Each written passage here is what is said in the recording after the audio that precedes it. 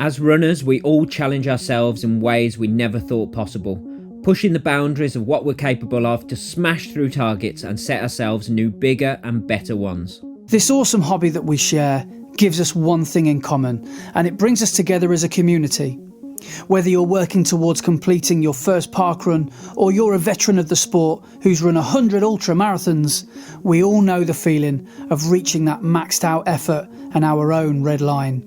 Welcome to our podcast, where your hosts Brett Elesmore and Andy Maguire discuss the struggles, the successes and everything in between on our running journeys, as we all work towards the next time we're running the red line.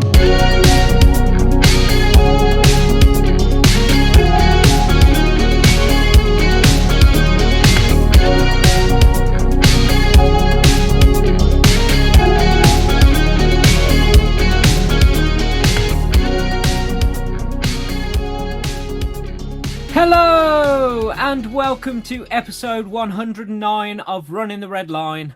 I am your host Brett, and I am joined as always by my co-host Andy. And how are you this week? I'm all right, thank you very much. Still recovering from London Marathon last week from spectating, which is harder than running. I will die on this hill by saying that. I've not spectated many marathons, and choosing the London Marathon for the first one to spectate was maybe not my smartest ever idea, but my word, what a stressful encounter that was. You need to just be a typical Londoner to do that job, to be a supporter. You've just got to be brazen. You've got to be prepared to elbow out old ladies out the way, duck and dive and kick children in the back, if it means you getting on a tube before them. Honestly, it's chaos trying to get back to the Mall, because I was up at around about 22, 23 miles supporting, and I walked the course to get back because I just thought, I don't want to go near the tube. I think I'll just take my chances and walk. That was a bad idea, because the squeeze of getting through the pavements either side, down on the embankment was absolutely crazy. And getting to meet you, I'll be like, I was looking at where you were when you said where you were, and he's like, you're only half a mile away. I think it took me about 2 hours, or no, about an hour to do a half a mile or something stupid like that. So, yes, I'm recovering. But how are you, Mr. PB1 brand? Good. I'm still on a high from it. So it's all good. It's all good. Yeah, it was a spectacular day down in London. Once again, I'm going to say fantastic weather. Not so fantastic for running if you're out there a bit longer. It was fantastic if you were up the front of the race, as we saw. But it was great for the spectators, the fact that it was so nice and sunny. And the running community came out, showed the world how to put on a marathon major, and the crowd was incredible. The race itself was brilliant, and couldn't have asked for more. I think that's my takeaway from London is just the energy and the noise of the city is like something I've never ever heard. I mean, the closest I've probably heard would maybe be Valencia or Manchester or the Great North Run maybe, but even the Great North Run has very large sections with no one supporting. And I mean, I don't know if there's not every single square foot is covered by thousands of supporters at London, but the bits that I found myself at were just so noisy. Like the levels of noise and energy was crazy. I'm sure. Does it feel like because I think I know what would happen if I were to do it. I think I'd get really carried away by Cutty Sark, because that's your first scream tunnel, isn't it, by the sound of things? Greenwich High Street, then Cutty Sark. I think from 10K to half marathon, I would just completely overcook it. And then I'd get to Canary Wharf, and that's when the crowds start to build back up again. And people would be telling me to come on. And I'd be like, do you know what? Shut up. I'm sick to death of all this noise. Does it get too intense? Does the noise become too overwhelming? There are points during the last few mile where everybody's screaming and you just want everybody to, go away so you can focus.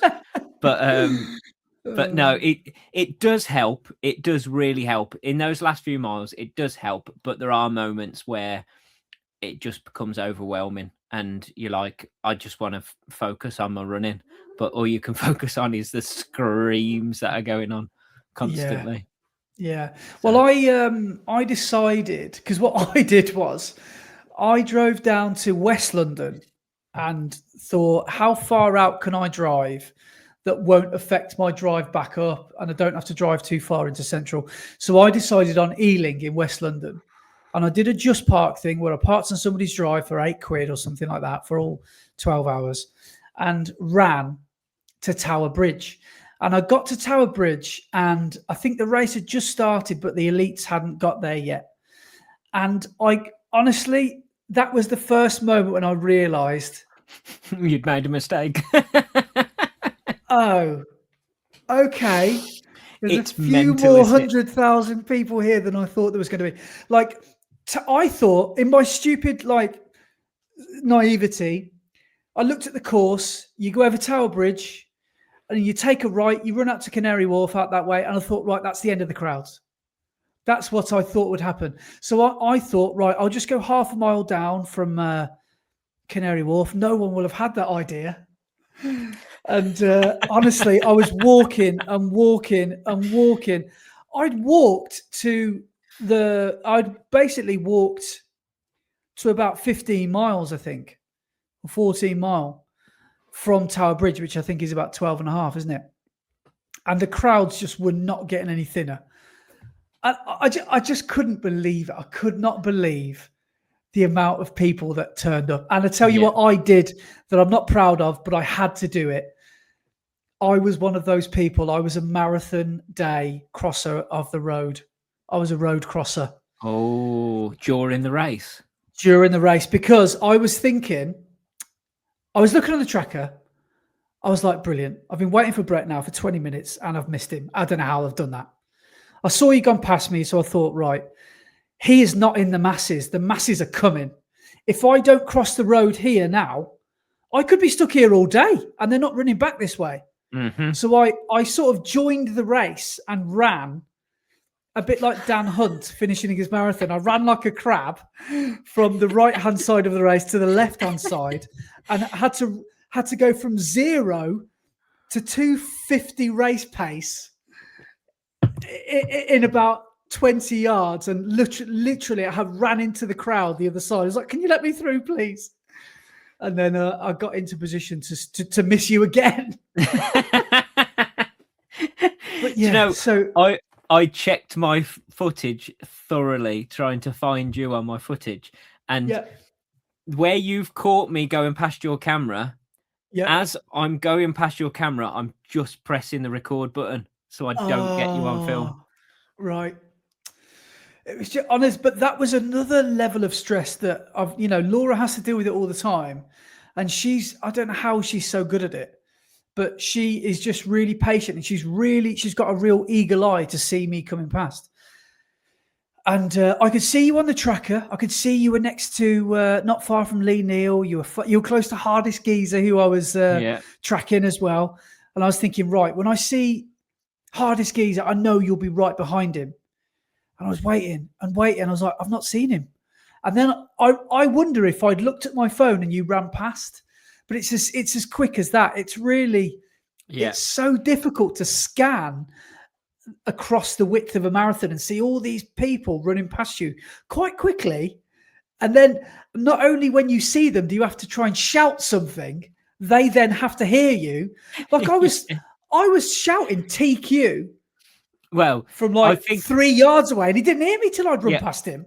I love the fact that you were going, Todd, and then you went TQ, and he instantly turned around because he knew. Yeah. Only my mum calls me Todd, Andy. Yeah. Yeah, I totally understand the level of the level of noise and the utter carnage. So anyway, well, without further ado, why don't you tell us? Why don't you talk to us about the London Marathon then, 2026 Yeah. last week? Well, it was incredible. The day started with, well, I'll say the night before I went to bed and set more alarms than I've ever set in my life because I was really worried that I wouldn't get up in time. So I think I set an alarm for every 5 minutes from when I needed to get up. But then didn't sleep much and got up on the first one. So I didn't need to set any of the alarms. But yeah, got up and got ready. And last year, I put a pair of sliders on and travelled to the start line wearing the sliders and then changed over to my race shoes. But this year, I was like, I want to make sure that I've got my shoes on properly. They're tied up how I want them tied up and everything. So I put them on first thing in the morning and just chuck my sliders in my bag so I could get them afterwards if I wanted them.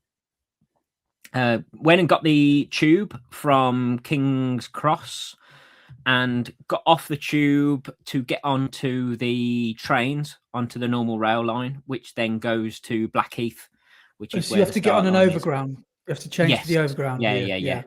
And it was quite funny when we got to the train station because I got to the platform that we needed to get on the train to get to Blackheath, and it was rammed, and just loads of people were still trying to get on the train, but there was no room in the doorways. It was like to the door, like people sandwiched in as tight as possible. So I tried the next door and there was just enough room to squeeze in. So I just pushed myself in and squeezed in.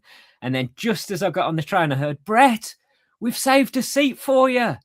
And just randomly, I'd spoken to Rich and Lisa the night before, and they said what time they were going. And I said, I'll probably go a little bit earlier so I can get down to the start. They were on the train already. And without knowing that I was going to that train, they'd seen me through the window and they just happened to have a seat next to them free. So I managed to walk through and sit down. You cannot go anywhere. I was waiting for you at the end of the London Marathon with 5 million people walking past me. Saw Kieran Deegan and his missus. I felt like saying, how is this happening? Like, how am I seeing someone that lives 30 seconds down the road from where I live? Anyway, sorry, carry on. Yeah, so managed to travel to Blackheath, nice and relaxed because we were just chatting all the way there, and that was nice. Then we made our way down to the start. So from Blackheath train station, it's about just under 10 minutes walk to the start pens. And as we got off the train at Blackheath, I was checking my watch all the time there because I was like, my bicarb window is right now. I need to take my bicarb. So as soon as we got off the train, I just stopped in the car park and just on the floor mixed up the bicarb. You must have looked like you were some sort of witch making a brew, casting a spell upon the London Marathon. Yeah, so I was just stood in the car park of Blackheath whilst everybody was walking past, just spooning some goo into my mouth. So yeah, got that done, and then we walked down to the start line and got in. And last year, it was a bit stressful because it took me an hour to get to the toilets once I'd got into the start pen. So I was a bit like trying to get there urgently so I could get in the line quick enough. But this year, brilliantly, I don't know if they had them last year. They may have, but they had men's and women's urinals as well. That women's urinals? Yes, they had men's and women's urinals. How does that work? I don't know. I ain't got a clue. Probably shouldn't. I didn't question it. But yeah. Yeah, maybe we shouldn't go down that road. But If any women want to let us know how it works. Yeah. There's just a rack of shiwis on the thing, and you just pick one up and go in. So I went and got in the queue, and luckily enough, it only took half an hour this time. The queues were a bit shorter and stuff. So got in, did what I needed to do, got out, and I had 20 minutes before my start time. So I went over to the baggage lorries, got all the stuff I needed out of my bag, took off my t-shirt and my arm warmers that I'd been wearing on the way down to the start, made sure I had everything in my pockets in my shorts, put my bag over to the lorry, and then went and got into the start pen. But I got to the start pen with about 5 minutes before our start time. So I got in there at 9:30 and we started at 9:35, and there was already loads of people in there. So I was quite far back in my wave. So how was your stress level at this point? Because did you want to be at the front of that wave? No, I didn't care. As long as I was in wave one, that's all I mattered about. It was fine. And so I just quickly talk to us about the toilet experience then. How good or bad was that? Like, was it a horrendous toilet to use? No, do you know what? It was fine. They were portaloos like you get at all races, but it was actually quite clean, and it wasn't overflowing or anything. So and how does the queue work for that many people? Is there individual queues for individual portaloos, or is there one queue for 80,000 people? They put the portaloos in lines of 5. So there was 5, and then 5 facing those, and then 5 back to back with those, and then 5. And each of the 5 had a separate queue. So there was about probably 15, 16 queues. Okay.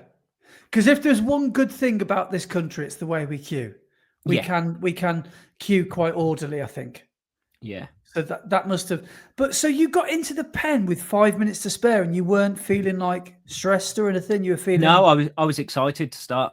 I was like, "This is it. This is time to go." It was all convenient timing. I think if I'd have got to the pen earlier, I would have had time to feel nervous and all of that. But because I was quite relaxed, I'd been to the loo, went over, got everything out of my bag, went over to the baggage lorry, and just took my time doing these things. I didn't feel stressed. So I've seen a few videos this week of a few people who have got to what I guess is Blackheath Common, and it looks like they've basically gone camping for the morning. They've basically found a spot, and they've just set up camp. Did you do that? Did you sit on the grass for half an hour? Did you even have time? You didn't have any time to do that? So I got straight into the yellow start, went straight to the toilet queues, stood in the toilet queue for half an hour, did my business, went over, took everything out of my bag, handed it over to the baggage lorry, and went straight to the start. I had no time to sit down and relax or anything, but that was quite good. Probably quite good then. You just literally didn't stop moving then.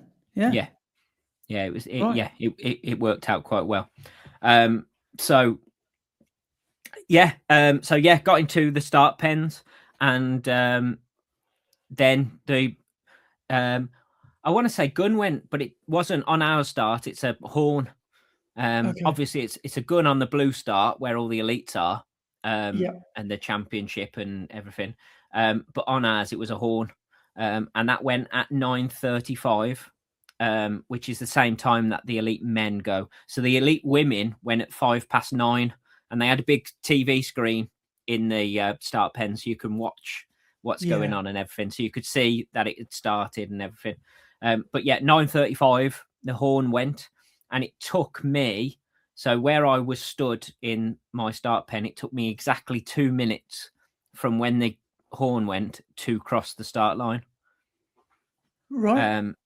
So what was good about that is I didn't realise that it was exactly 2 minutes. But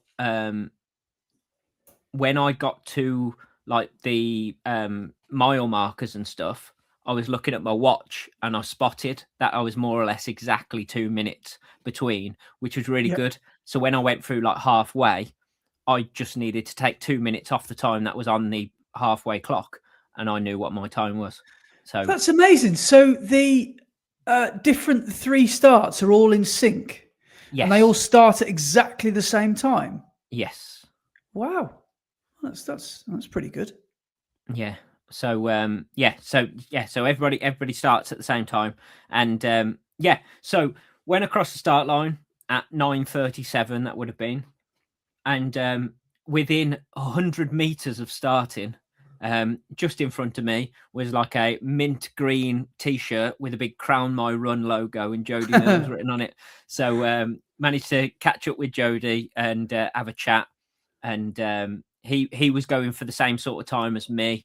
But we both said, with the weather the way it is and with the way my legs are feeling, not 100% sure it's going to go well, but we'll give it a good go. So I said, well, good luck, and I cracked on.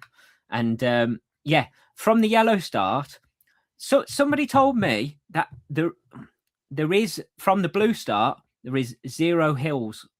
It's all downhill in the first 5K. But on the yellow start, there is a hill after about a mile. Oh no! I didn't realise that we were the only start, the yellow start, that got a hill, because I was in yellow start again last year, so I knew that it was coming, but I didn't realise there is none at the other starts as well. So you've got the hard start. You've got the hard course, the hard one. But so went through the first mile. I think I went through mile 1 in 6:18, so I'd gone off a little bit too fast. But I thought it's within range. It's not too bad. So I'll just like 7 seconds, isn't it? Yeah. So settled in, and then we carried on. We go through all like the town and stuff, and then at 3 mile, that's where you merge with the other starts. So I think the red start and the blue start merge a bit earlier, and then they come through, and the yellow start merges with them at 3 mile. And that's when it starts to get proper ramo. But then just after that is the 5K split.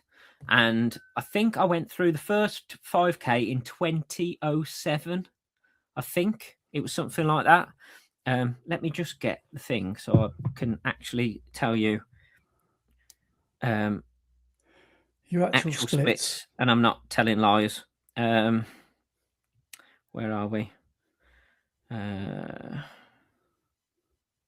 got you here. Yeah, you're right. I've got you down as a 2007. 2007, I went through the first 5K. So I was like, that's 7 minutes over what I want, but still under 250 pace, and it's more or less within range. So I'm really happy with that. That's perfect. I've not gone out too fast. I've gone out at the right pace. So perfect. So carried on. And then you come down into Greenwich, like town, and the crowds there are already massive. Even when like you're in the first few mile, it's already starting to get quite loud and everything. And you go through Greenwich town, which is really cool and everything. And then at I think it's just after 10K, you turn a right and go down to Cutty's Ark to run round Cutty's Ark. And I went through 10K in 40:16. So that means, hang on, I'm going to pull up my other splits as well. Where's the other one? There it is. Which means that my second 5K was 20:10. According to the other thing. Does that make sense? Yeah, more or less. So 20 minutes, 10 seconds for my second 10K. So again, within range, still under that 250 pace. And I was quite happy. You go through Cutty's Ark, and this is the first point where you can really get carried away because the crowd are massive there, and this is one of the first points where you go, man, this is crazy how many people are out here to watch. But you swing round Cutty's Ark, everybody screaming and shouting at you, and then as you come So Cutty Sark's on your left, and you go round and do a curve around Cutty Sark, and then come back up and turn right. And there's TV cameras there, aren't there? Yes. You always see. Did you see it on a big crane arm? Because Yes. it always shows footage of the runners coming past. Yeah, and Cutty on that Sark, right-hand turn, it goes quite wide. The road does, because of where that camera is coming over on the crane.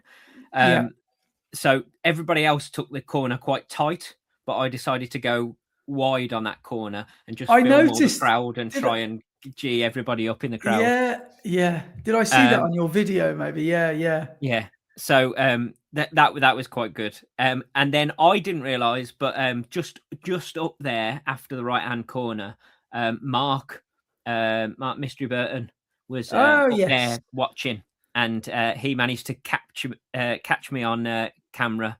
He spotted me out of the crowd and managed to film me going past. So that was awesome. Thank you, Mark. Gave me a shout.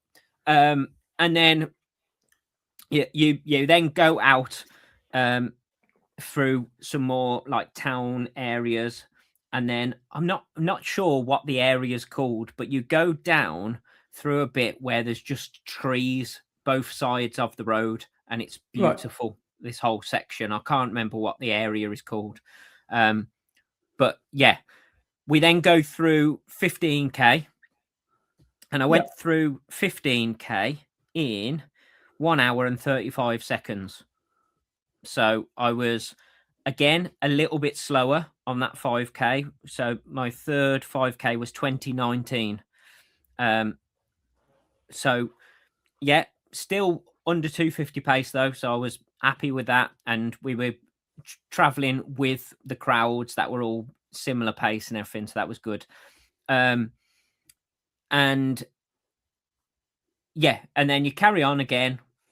Down through all those trees and everything, which is a really nice bit. Then you go back into a town bit, ready to take the right-hand turn. And as you take this right-hand turn, you look up, and Tower Bridge is there, just in front of you. Well, and I've heard it described as, it sounds like you're running into a cup final. Yeah. Because it sounds like you can hear screams from the other side of that, as you're approaching it. It's already loud where you are. So there are loads of people either side of the road. It's really, really loud.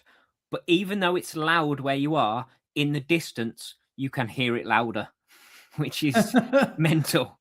But yeah, you take that right-hand turn, and just there in front of you is Tower Bridge. Now, just before Tower Bridge, you hit, what would it have been? It would have been 12 Mile. So just before Tower Bridge, you hit 12 Mile. And 12 Mile was one of my fuel taking times. So I was panicking a little bit because I was fumbling around in my pocket to try and get my fuel out, whilst trying to hold my camera, whilst having a bottle of water in my hand, because I wanted to wash the Voom down after I'd taken it. And I was panicking because I knew that this right-hand corner was coming up, and I didn't want to be having to do that whilst we were coming up to Tower Bridge. So managed to quickly take on my fuel and the water, and then get the camera back ready to take the footage. But came up to Tower Bridge, and it's just incredible. It just, every time you do it, it doesn't get boring. It doesn't ever feel a chore going across Tower Bridge, and you don't have to put in any effort going across there. It's like you're floating. It really is. Does it just feel like you and everyone else in the race are just kind of sharing this same like runner's high? You're just kind of stoned running over this bridge, and it's like an out-of-body experience by the sounds of things. Everyone is smiling. So every runner, we're in the middle of a marathon, but we're all beaming and smiling our heads off. It's incredible.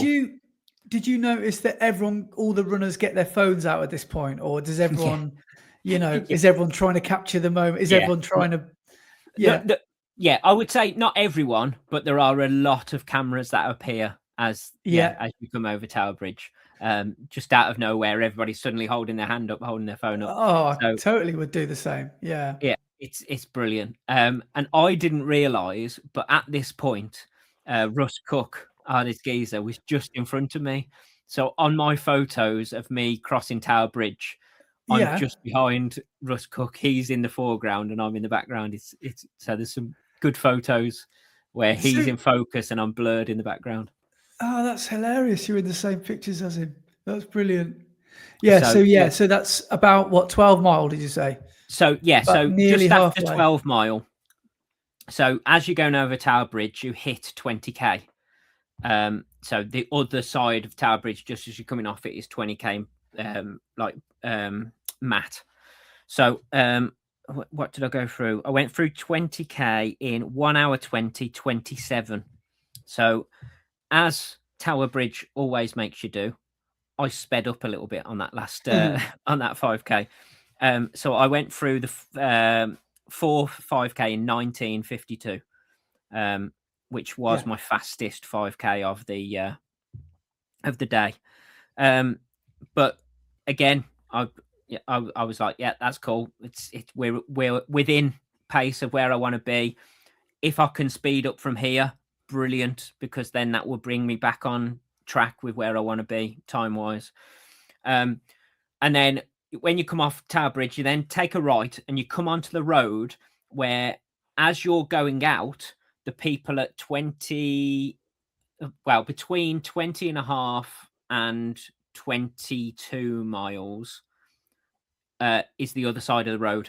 So as you're going through 13 miles and halfway and the end of the road is 14, the people are coming back the other side. So as I came onto that road, the pace car for the leading ladies came through. So I saw Asefa and Helena Beery go past.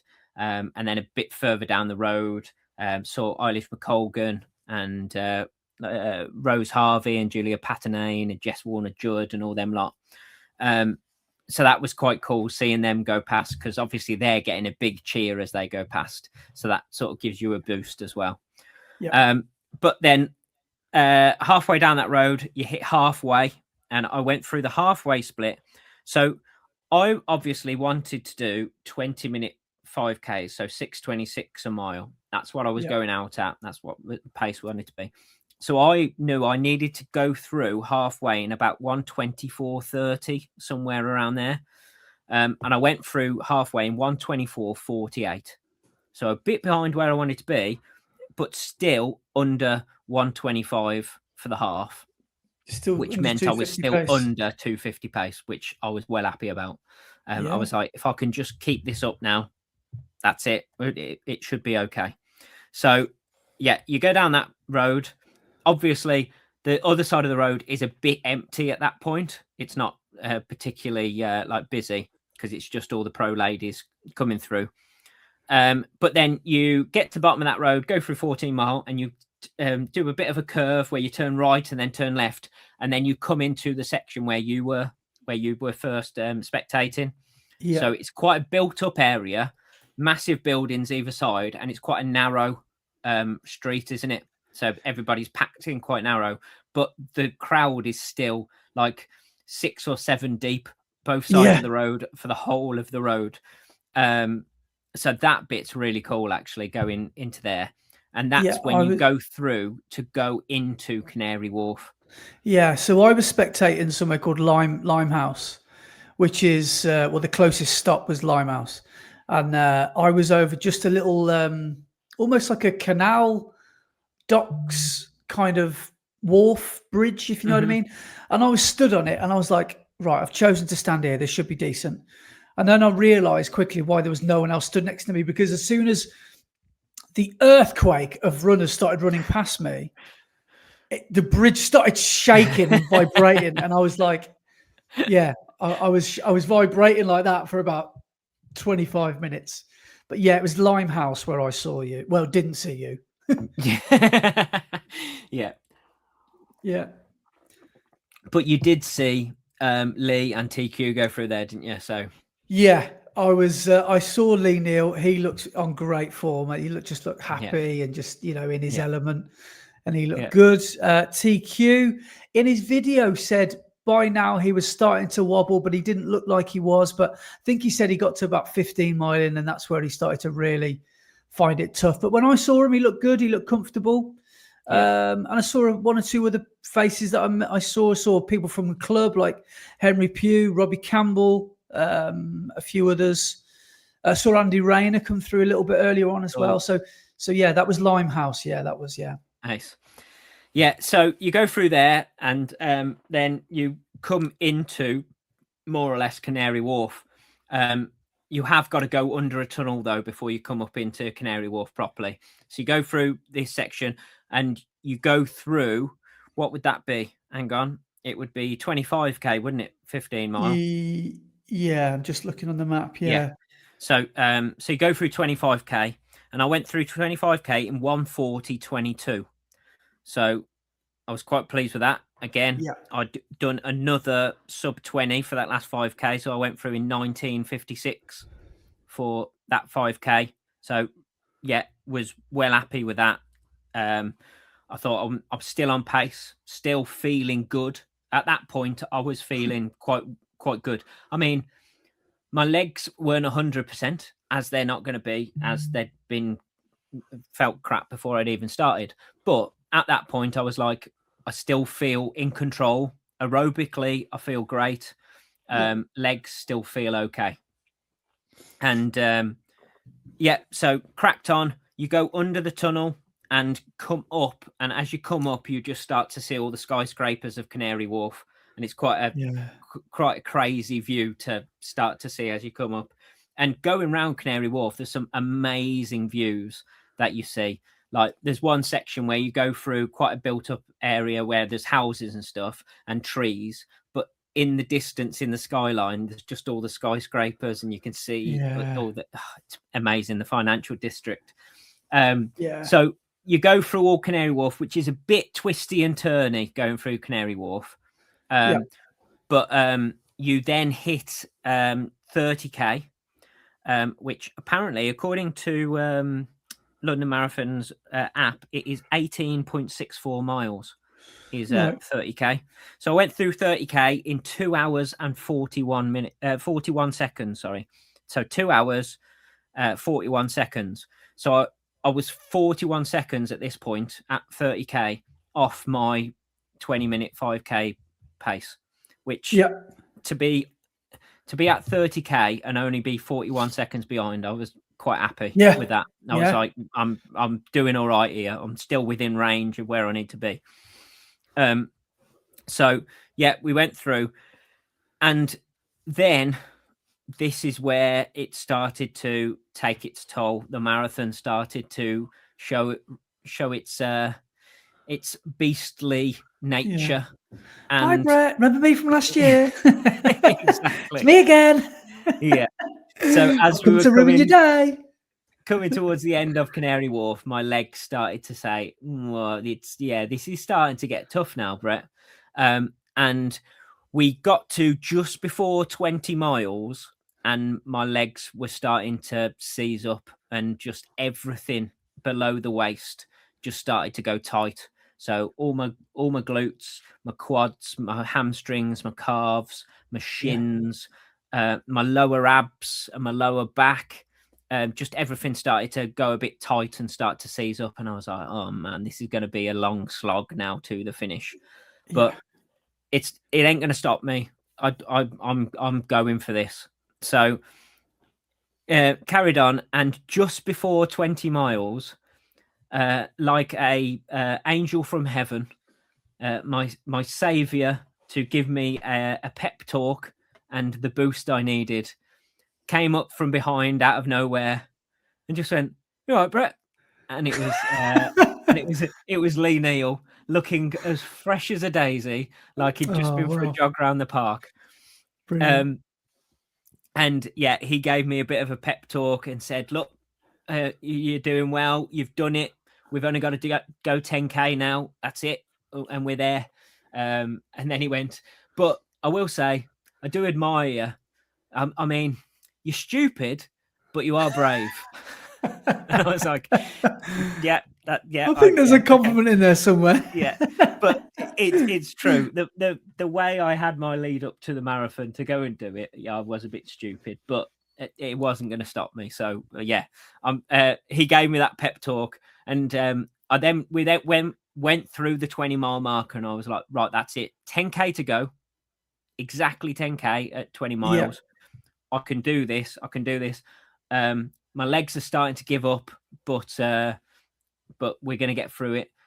And Lee, like in my ear, went, yeah, and I'm here to help you. And I was like, oh, awesome, Lee, you're a legend. And then we went through 20 miles, and Lee just disappeared off into the distance. And so in your head, you're thinking, yes, I can run side by side by my mate for the next 10K. Yeah, oh, maybe not.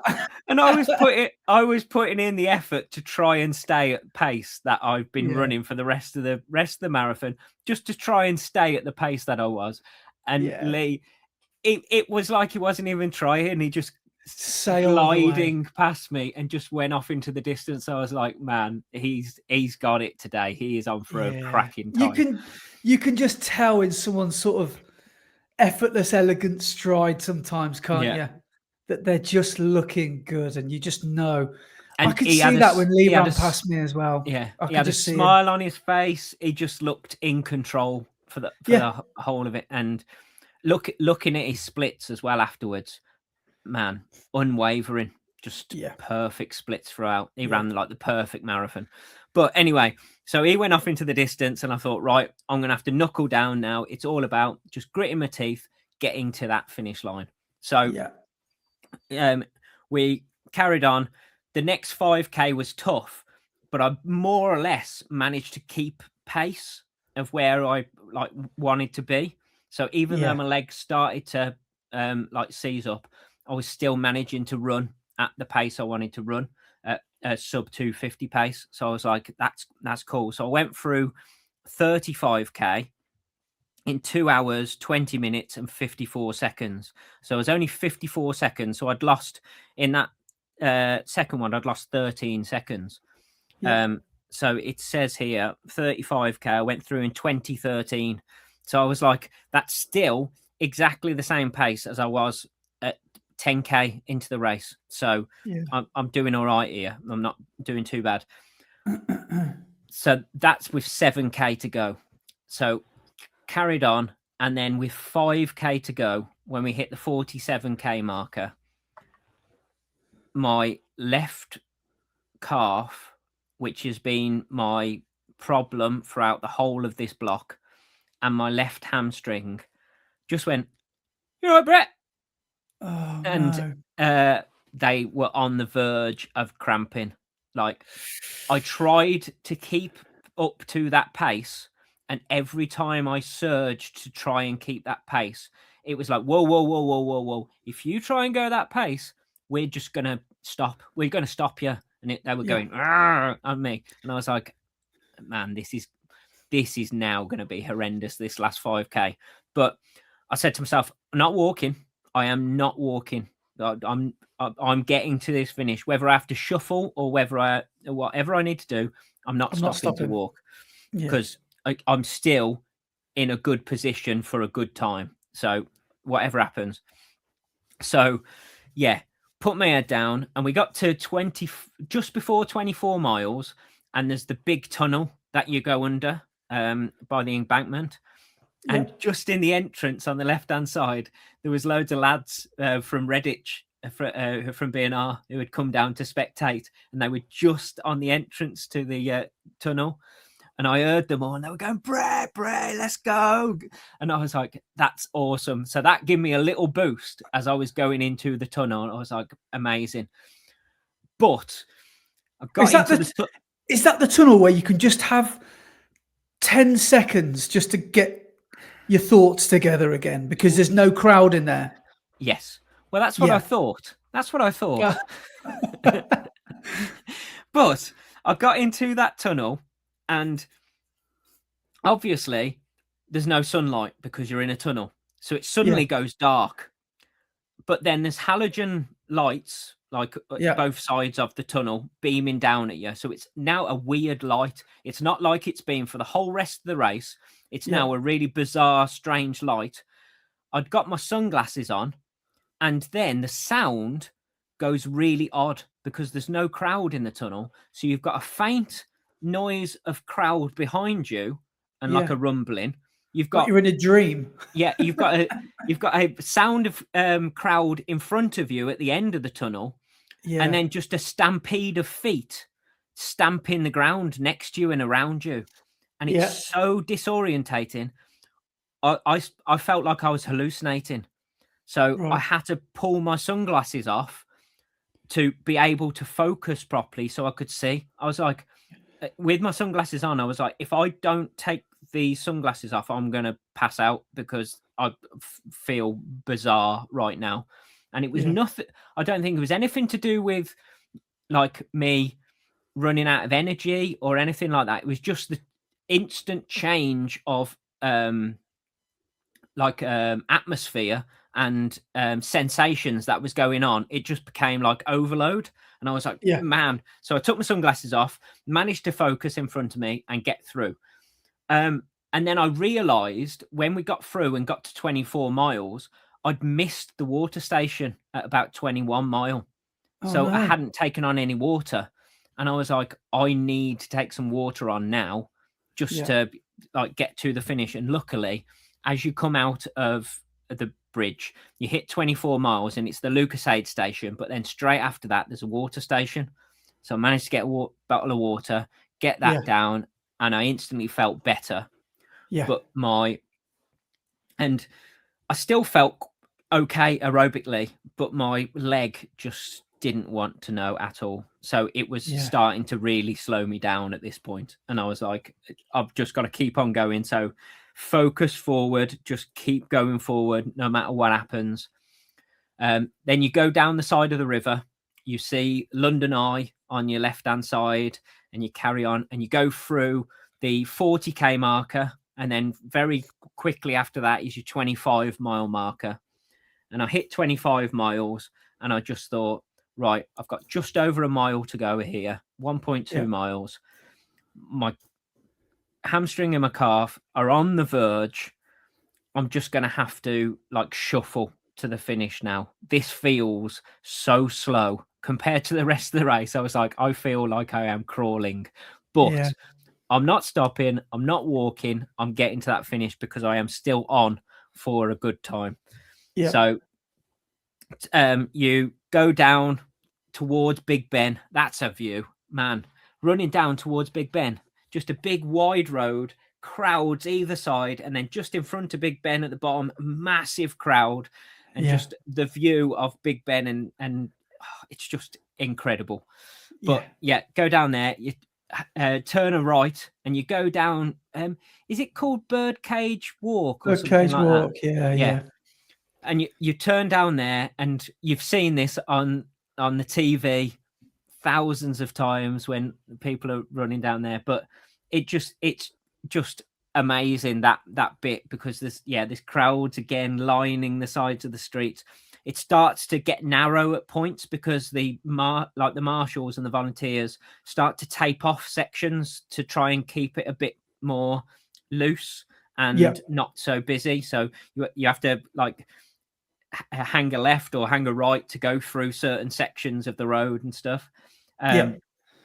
But as you go down there, you then see the 1,000 meters to go, 800 meters to go, 600 meters to go. And you're like, amazing. We're almost there. We're almost there. And then you turn that right-hand corner and you see the gantry, 385 yards to go. And I was like, I'm there. That's 26 mile. All I've got to do is go past Buckingham Palace on my left, turn right. I'm on the Mall. I'm at the finish. So we went through there, turned onto the finish, and I was like, right, I'm almost at the finish. Let's get to that finish. So I went to push on and go faster to try and do a sprint finish. And my calf and my hamstring went, whoa, what are you doing? What are you doing? What are you doing? And I went, whoa, hey, okay, all right, I'll just shuffle to the finish then. I'll just shuffle to the finish. So you stuck at the pace I was going at and made it across that line. But as I was getting to the finish line, there's photos on my official photos of me just looking at my watch as I'm running, because I knew that a PB was still on, and I was checking my watch to see how close I would be. But I needn't have worried, because I managed to cross that line and get 2 hours, 52 minutes and 8 seconds for a PB of 1 minute 47. So Yes. I am extremely happy, over the moon. I didn't quite hit that target of 250. That last 10K, well, the last 7K is what did me. In that last 7K, I lost 2 minutes. I lost a minute and a half, didn't I? In that last 7K. So, yeah, I didn't quite hit the target I wanted, but I don't care about that target. I got a PB. And to think where I was this time last year, number one. Number two, where I was in October when I started running again, how difficult running felt. Yeah. To then build up the fitness enough to, at the end of April, in 6 months, run a PB. I am ecstatic. I'm over the moon with it. It's been a really tough road to get back to running and back to fitness. So to do that, I'm very, very, very happy. So you crossed the line then. What was your immediate? I don't know. What are you thinking? What are you feeling? Are you My feeling immediate sick? feeling, what are you feeling? I didn't feel sick, because aerobically I still felt okay. It was my legs. Just everything about my legs was gone. I crossed that line. Jelly-like? Not jelly-like, just tight. So every step was painful, because obviously whilst you're running, every step's painful, but you're running and you're in the race. You cross that finish line, the first feeling you've got is incredible. I've just finished a marathon. I've got a PB. This is the best feeling in the world. 10 seconds later, you go, ow, everything hurts. So I then, waddled around, and I was like, I can't stop moving, because if I stop moving, I will completely seize up and won't be able to move. So it was just a case of wander around, have a chat to the camera. But then my next thought, after speaking to the camera, just to get my emotions out after the thing, was to go over to the marshals that were at the side and go, who won the race? And they went, oh, do you not know? And I was like, no, who won it? And they went, it was a world record. And I was like, what? A new world record? Amazing. And I went, Sarway? And they went, yeah, 1:59:30. And I went, what? Oh, wow. So that was incredible. Finding out. And then they were like, moment. And 2 of them were under 2. And I was like, what? Who was it? Kiplimo? And they went, no, Kajelcha. And I was like, what? That was his first marathon. What? This is mad. Yeah, mental. And then, so found out about Asefa breaking the women's only world record. And just that. So that was another bit of a boost. I think that feeling of PBing a marathon is right up there with any feeling not always, because you can PB any distance and feel slightly disappointed that you didn't get your A target. But PB in a marathon, for the most part, there's not a feeling like it, is there? When you get over that line with legs as heavy as they are, and you're emotional, you're feeling tired, you just want to lie down. But that feeling is it's brilliant, isn't it? You just think, wow. Yeah, it's amazing. As I say, at the end of the race, I just said that I felt aerobically fine. I did for how you feel at the end of a marathon. I didn't feel like I was at my prime at that point. Like I could go and, like, if my legs were working, I could go and run stupidly fast. so I was tired at the end of marathon, but I felt like you do at the end of a marathon. It wasn't like I was about to fall over. It was just my legs just didn't want to work. They just said no. So is that the worst you've ever felt at the end of a marathon? No. Like legs wise, probably, but actual like feeling tired, no. Your first marathon, maybe. Well, that was pain and knackered. That was proper suffering. Your first that was marathon, horrendous. wasn't it? Yes, it was. But no, one of them. Which year was it? It was either 2014 or 15. I got sunstroke because it was even hotter than it has been for the last couple of years, and I got sunstroke running the marathon. So when I finished, I had to just sit on the floor and curl up in a ball for about an hour because I couldn't take on any fluids, couldn't take on any food. I just felt horrendous. So that's the worst I've ever felt at crossing a finish line.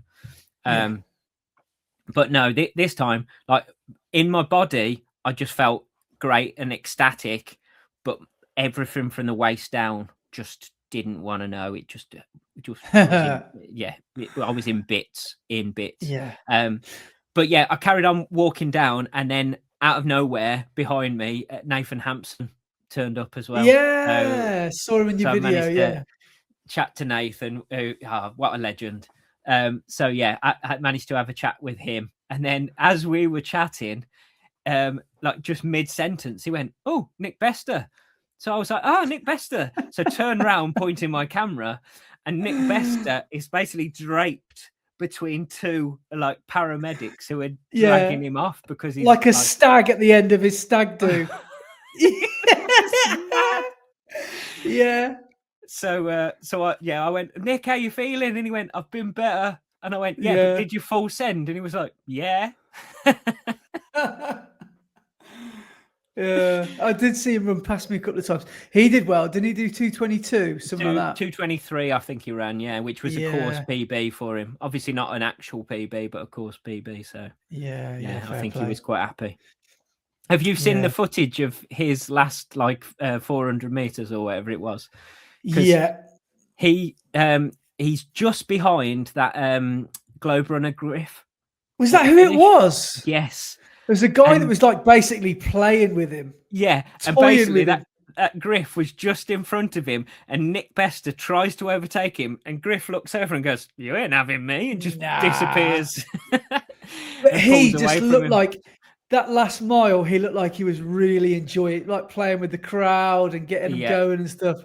Yeah, and you could just tell he was not in the mood to be overtaken. No chance. Yeah, but that was great.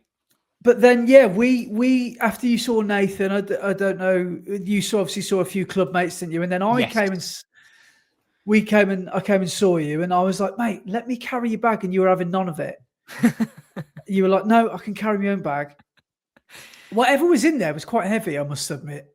Yes, yeah. What was in there? I'd put quite a lot of stuff in there just in case I'd needed it. So I'd got I got my t-shirt and my arm sleeve. I'd got a pair of sliders. I'd got a bottle of Coke in there. I'd got. It was your Mexican Coke that was weighing it down. I'd got half a bar of Saurine. I'd got loads of other stuff in there. Yeah. Yeah. But you had your Mexican Coke, didn't you? Oh yes.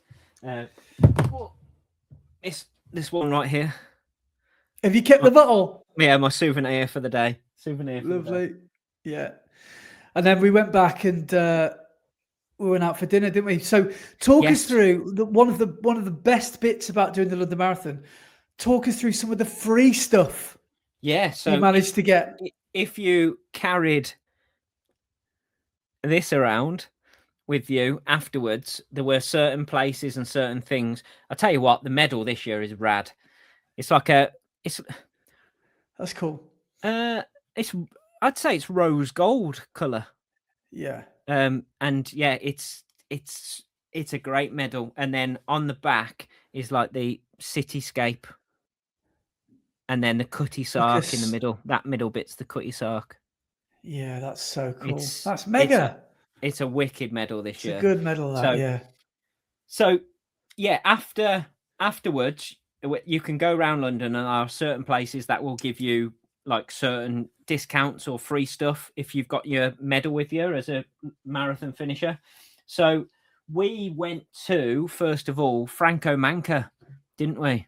Yeah. And got a free pizza, which was very nice.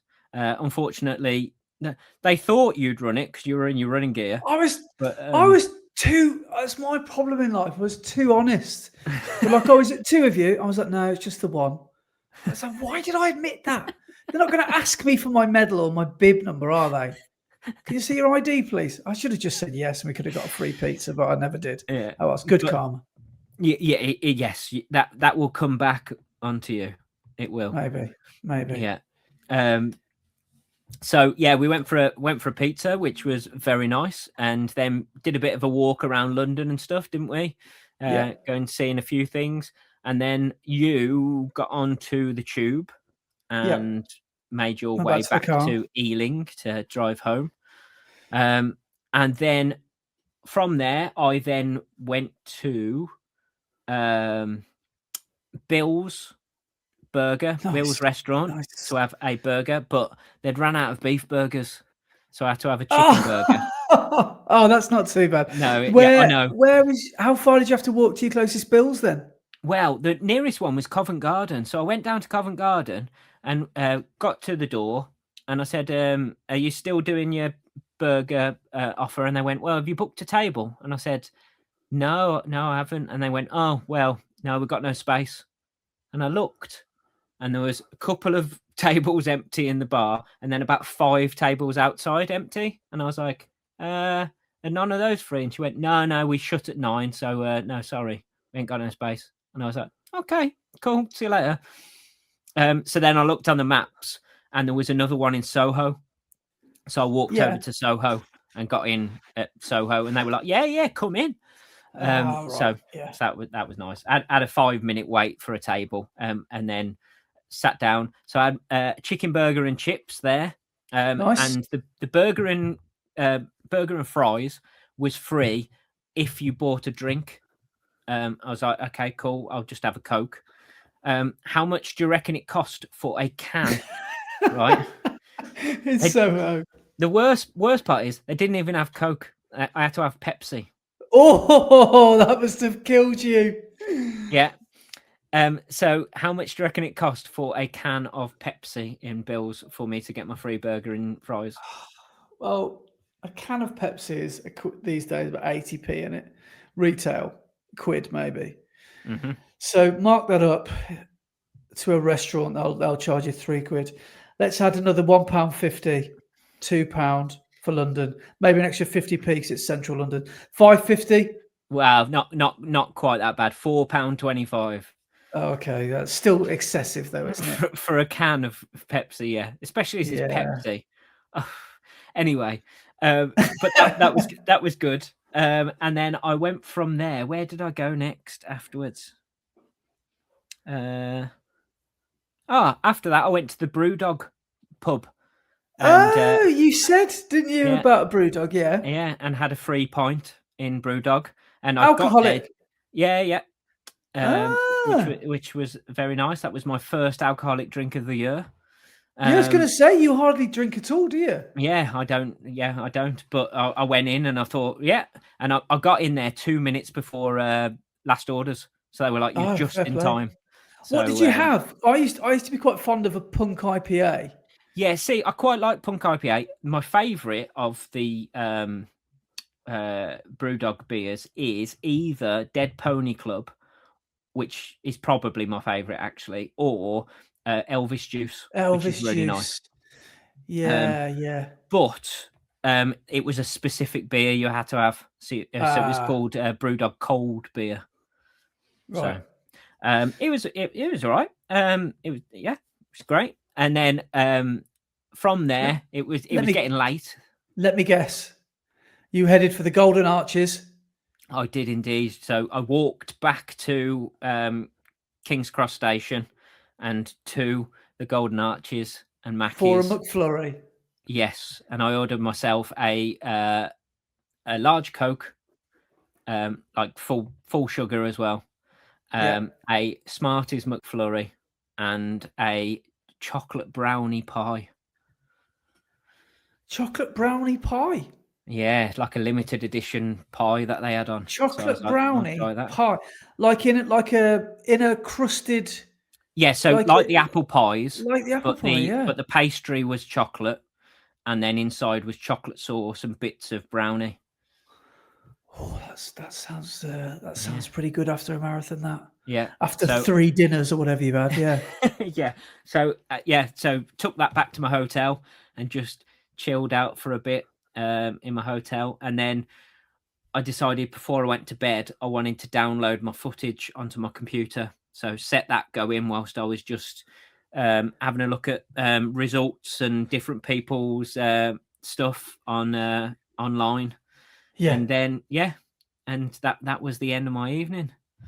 I must say that's one of my favourite things to do as well, which is very weird for anyone that probably doesn't do social media stuff or YouTube. But having a look through the hours of footage that you have filmed throughout the day brings Yeah. so much joy, doesn't it? You just, Yeah. even the nonsense when you're filming the floor or your pocket, you just watch it all back and try and Yeah. listen for things that you might have forgotten and stuff. And yeah, I probably would have done exactly the same. Yeah. I've got a 7-minute conversation that me and you had filmed through my shorts. So you can't see anything. You can just about make out shadows of people and stuff. But yeah. Right. But Brilliant. no, so and then basically I had a terrible night's sleep because my legs just felt like absolute rubbish. Yeah. But then got up in the morning. Check out from my hotel was at 11, but I checked out at 10:30 and made my way to Chipotle, where they were giving free main meals to marathon medal holders. So Chipotle is like tacos, isn't it? Mexican, isn't it? Mexican. So I got a burrito. I could either have a rice bowl or a burrito. So I got myself a burrito to take with me on the journey home. And then stopped at Lidl on the way past to get myself a donut from the bakery for the journey home as well. Good shout. And then when I got on the train, you could take the boy out of Redditch, but you can't. Went to central London and went to a Lidl. Brilliant. And then went to Euston Station, got on the train, and travelled home. What a brilliant trip. It was good. But on the train on the way home, started getting the footage onto the computer. There was a few clips that I'd got where, because whilst I was filming as I was running forward, I decided instead of holding it down and just getting footage of everybody's back, I'd hold it up in the air a bit higher. Yes. But unfortunately, by doing that, when the way that the camera films, when it then crops down to 16:9, it cuts off a bit off the bottom. And where I was pointing it, to get the best view, it needed the bottom of the screen. So because it had filmed too high. So basically you just got the top of people's heads and then loads of sky. So on the train home, I had to go through all of my footage and work out which ones I needed to re-export, but with the like image down, so I could actually get a decent cut composition when it went to 16:9. But so that was the fun on the way home, and it was an excellent weekend. Well, dude, congratulations on a stellar performance. And thank you. I know you kept saying, "Oh, it's not that hot. It's not that hot." It was warm. It was warm down there, and it only got warmer for those that were out on the streets later on in the day. But I genuinely think you. I'm not. I know you would never use excuses, but I think you need to factor in how warm it did start to get in that second half. I think when we finished, it was 19, maybe 20 degrees when we finished. See, that's uncomfortable for marathon running, isn't it? Yeah. And there was no cloud cover, and a lot of the roads are very open in London. Yeah. There is no cover from the sun. It's just blaring down on you. Well, I've just found my London Marathon time prediction for you from a month Ooh. ago. Okay.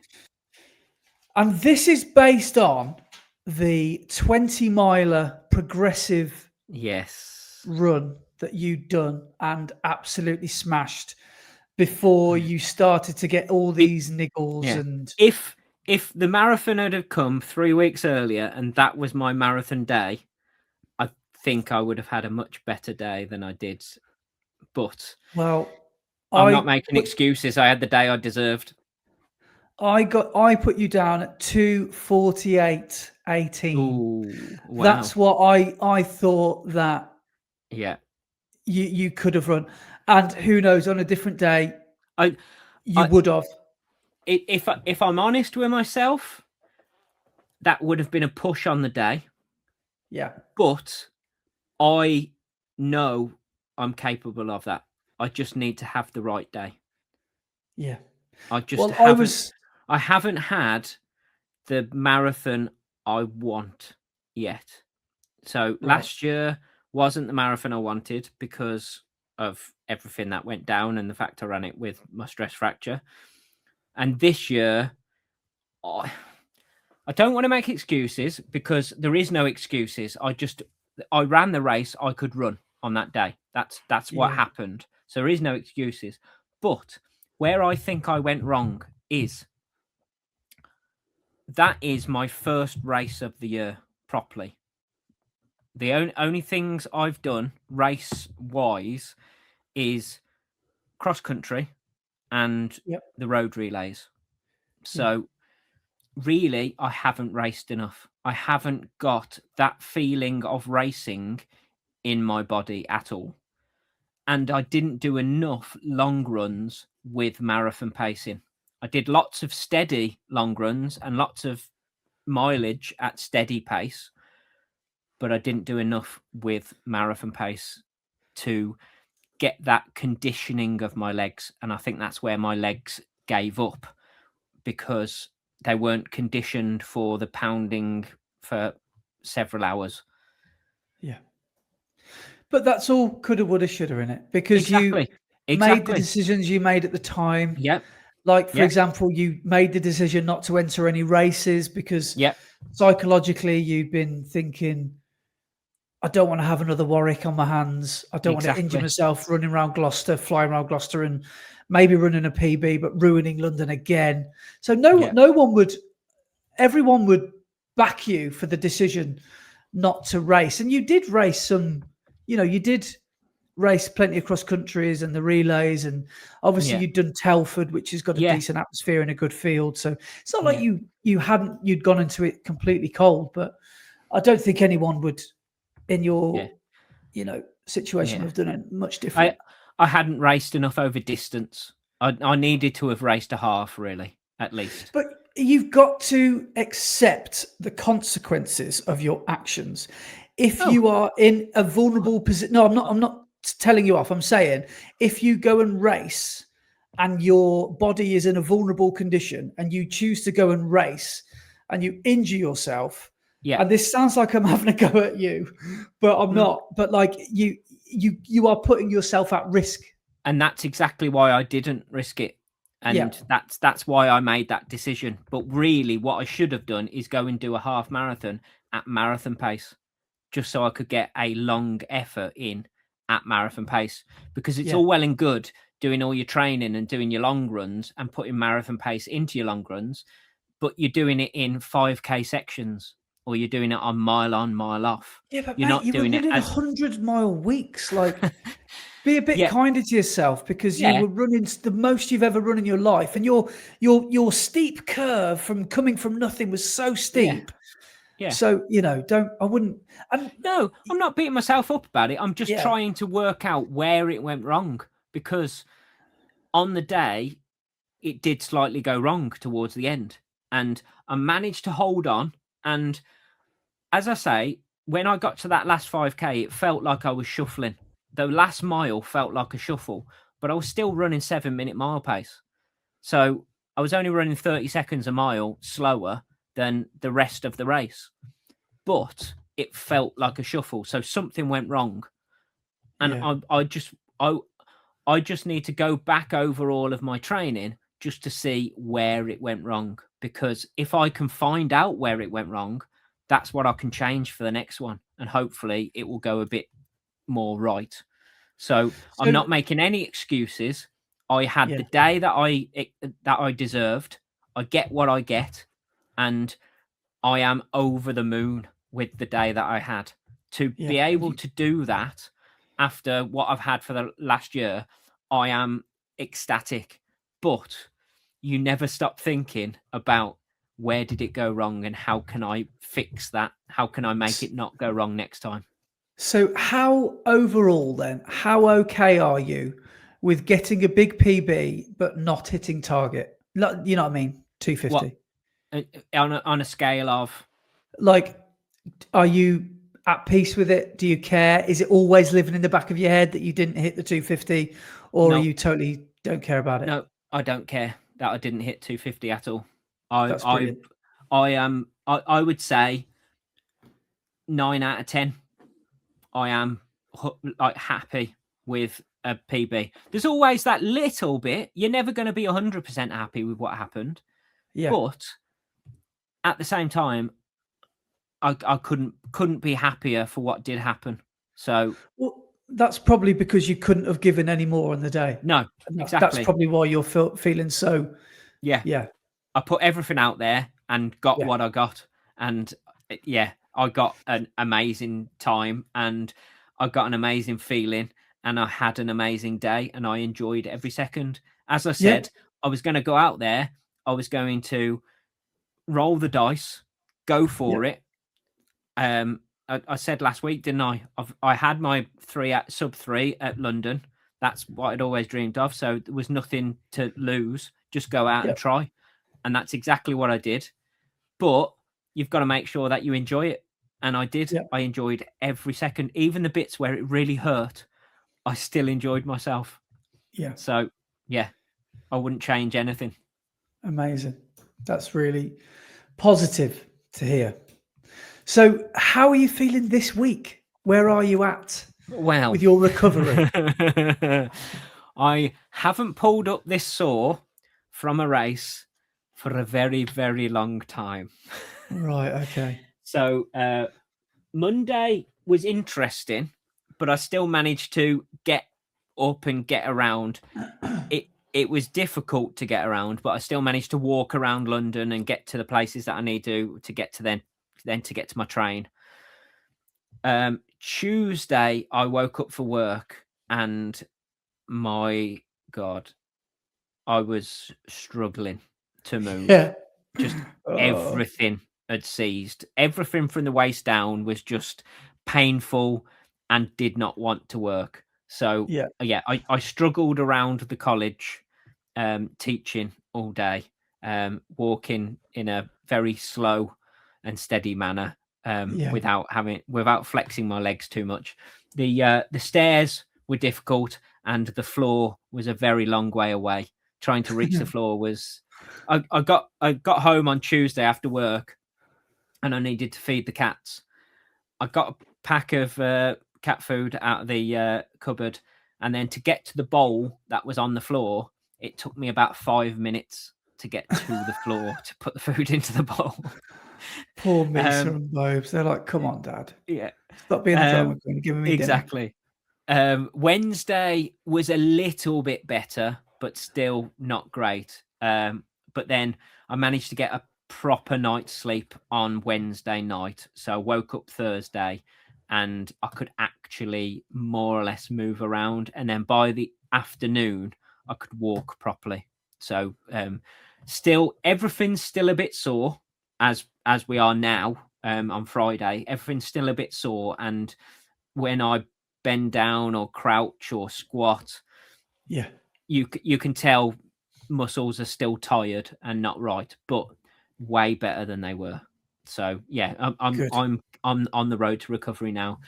My left leg around my tibia where my break was is still a little bit sore, and I'm still getting a few like nervy sort of sparkles around it. So yeah, I'm going to keep an eye on that, but I'm going to wait until all the soreness has gone out of all of my muscles to then see whether it's still there and whether it's just soreness from fatigue. So we'll see. Yeah. So how are you feeling about full send at Parkrun tomorrow then? I'm going to go down to Parkrun and I'm going to drive down and see if I can jog round. If I can't, I'm just going to offer my marshalling services. And yeah, take it easy, because I need to be careful. I need to be sensible this time and not rush coming back, because I don't want what happened last year to happen again. So I'm going to be very sensible. Yeah, good. A sensible decision. Well, we are, where are we? 1-9. So we're almost at your halfway split, 1:19. We've still got a fair bit to get through. We've got world records, we've got sub 2 hour marathons, we've got other people that ran and raced last week. We've got Brett's end of the podcast quiz, May special coming up, and we've also got comments and emails to get through. But shall we just reel off a few people that we know who raced? So I've got a big list here of London Marathon runners. Yep. So first off, we had TQ Todd from Q on the Run, who managed to come through with yet another sub 3, and a very good sub 3, 2:57. He came through. Yeah. So awesome work, TQ. And as you said, he said he was struggling. Well, not struggling, but started to feel it quite early on at about 15 mile, didn't he? So yeah, I saw him at the second time coming back towards embankment, and I was like, I was going to give him a Partridge reference, but it was so loud. And what I was thinking of, I was like, he's not going to hear me. So I just panicked and I went, aha! But he heard you. He said that was one of the biggest boosts he got around the whole of the course, with you shouting aha at him.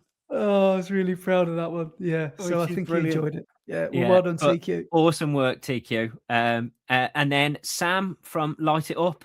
Yes. He was pacing his friend 2 weeks after running Brighton, where he had put some effort in at Brighton, and for 2 weeks later to come back and run another marathon. He paced his mate for, I'd say, 3/4 of it, and then said, look, if you're feeling good, go on, because I'm just going to ease up a little bit here. And his mate ended up with 3:33. And they were aiming for 3:30, so that's a pretty good run, only being 3 minutes off. And then Sam came through with 3:47. So awesome work from Sam. Two marathons in 2 weeks. So that's really quite impressive. Yeah, pretty good. Then Andy Rayner, the FOD runner, absolutely smashed it out of the park. Yeah. And came away with a 2:35, which knocked more than 3 minutes off his old PB, which means Puma are going to have to shell out another $3,000. Yeah. And line the pockets of Andy, which is. And the irony is, he's going to spend it all on Chinese shoes. Yeah. But yeah, that's awesome. From Andy, so great work. That's a cracking time in it, 2:35. And then Jody Mills from Crown My Run, who I saw on the way round, he came in with 2:56, which is a great run. That was a PB for him as well. So good awesome work. Obviously my saviour at mile 20, Lee Neal, gliding off into the distance like no effort at all, with the most beautiful even splits throughout the whole race. Came in with a 2:46, and what a run! So what a pro, incredible, Lee. Like a prime Paul Devlin. One day I'll have that race too. But yeah, enjoy it, because that's incredible, Lee. Yeah, amazing work. Then Nathan Hampson, who I saw, came through in 2:53, but he came through in 2:53.00. So yeah, awesome work from Nathan there. Then the Worcester Kipchoge, Kieran Deegan. Yes, the Deeganmeister. In his first race, first marathon back since his knee operation. So great to see him running again. And he came through with 3:12. So that's a great run after coming back from that. We had obviously Hugo Fry. He got a PB in 2:17, which is pretty impressive on that course. I think he was in the top 10. I think he was 7th out of the masses, which is pretty good going. I saw him when I was crossing the road at Rainbow Row. They got me stuck in the middle because you had to cross halfway and they keep you there for ages before you can carry on. Yeah. And he ran past me and I just went, "Rise and repeat, baby!" like from point blank. And I think he enjoyed it. I think he did. But I'm sure I wasn't the first person to shout "Rise and repeat" at him. Yeah. That's brilliant. Love it. And then hardest geezer, what is his name? Russ Cook, isn't it? Russ Cook. He came through with a 2:46, just behind Lee Neal, and Lee Neal was very happy that he beat the hardest geezer.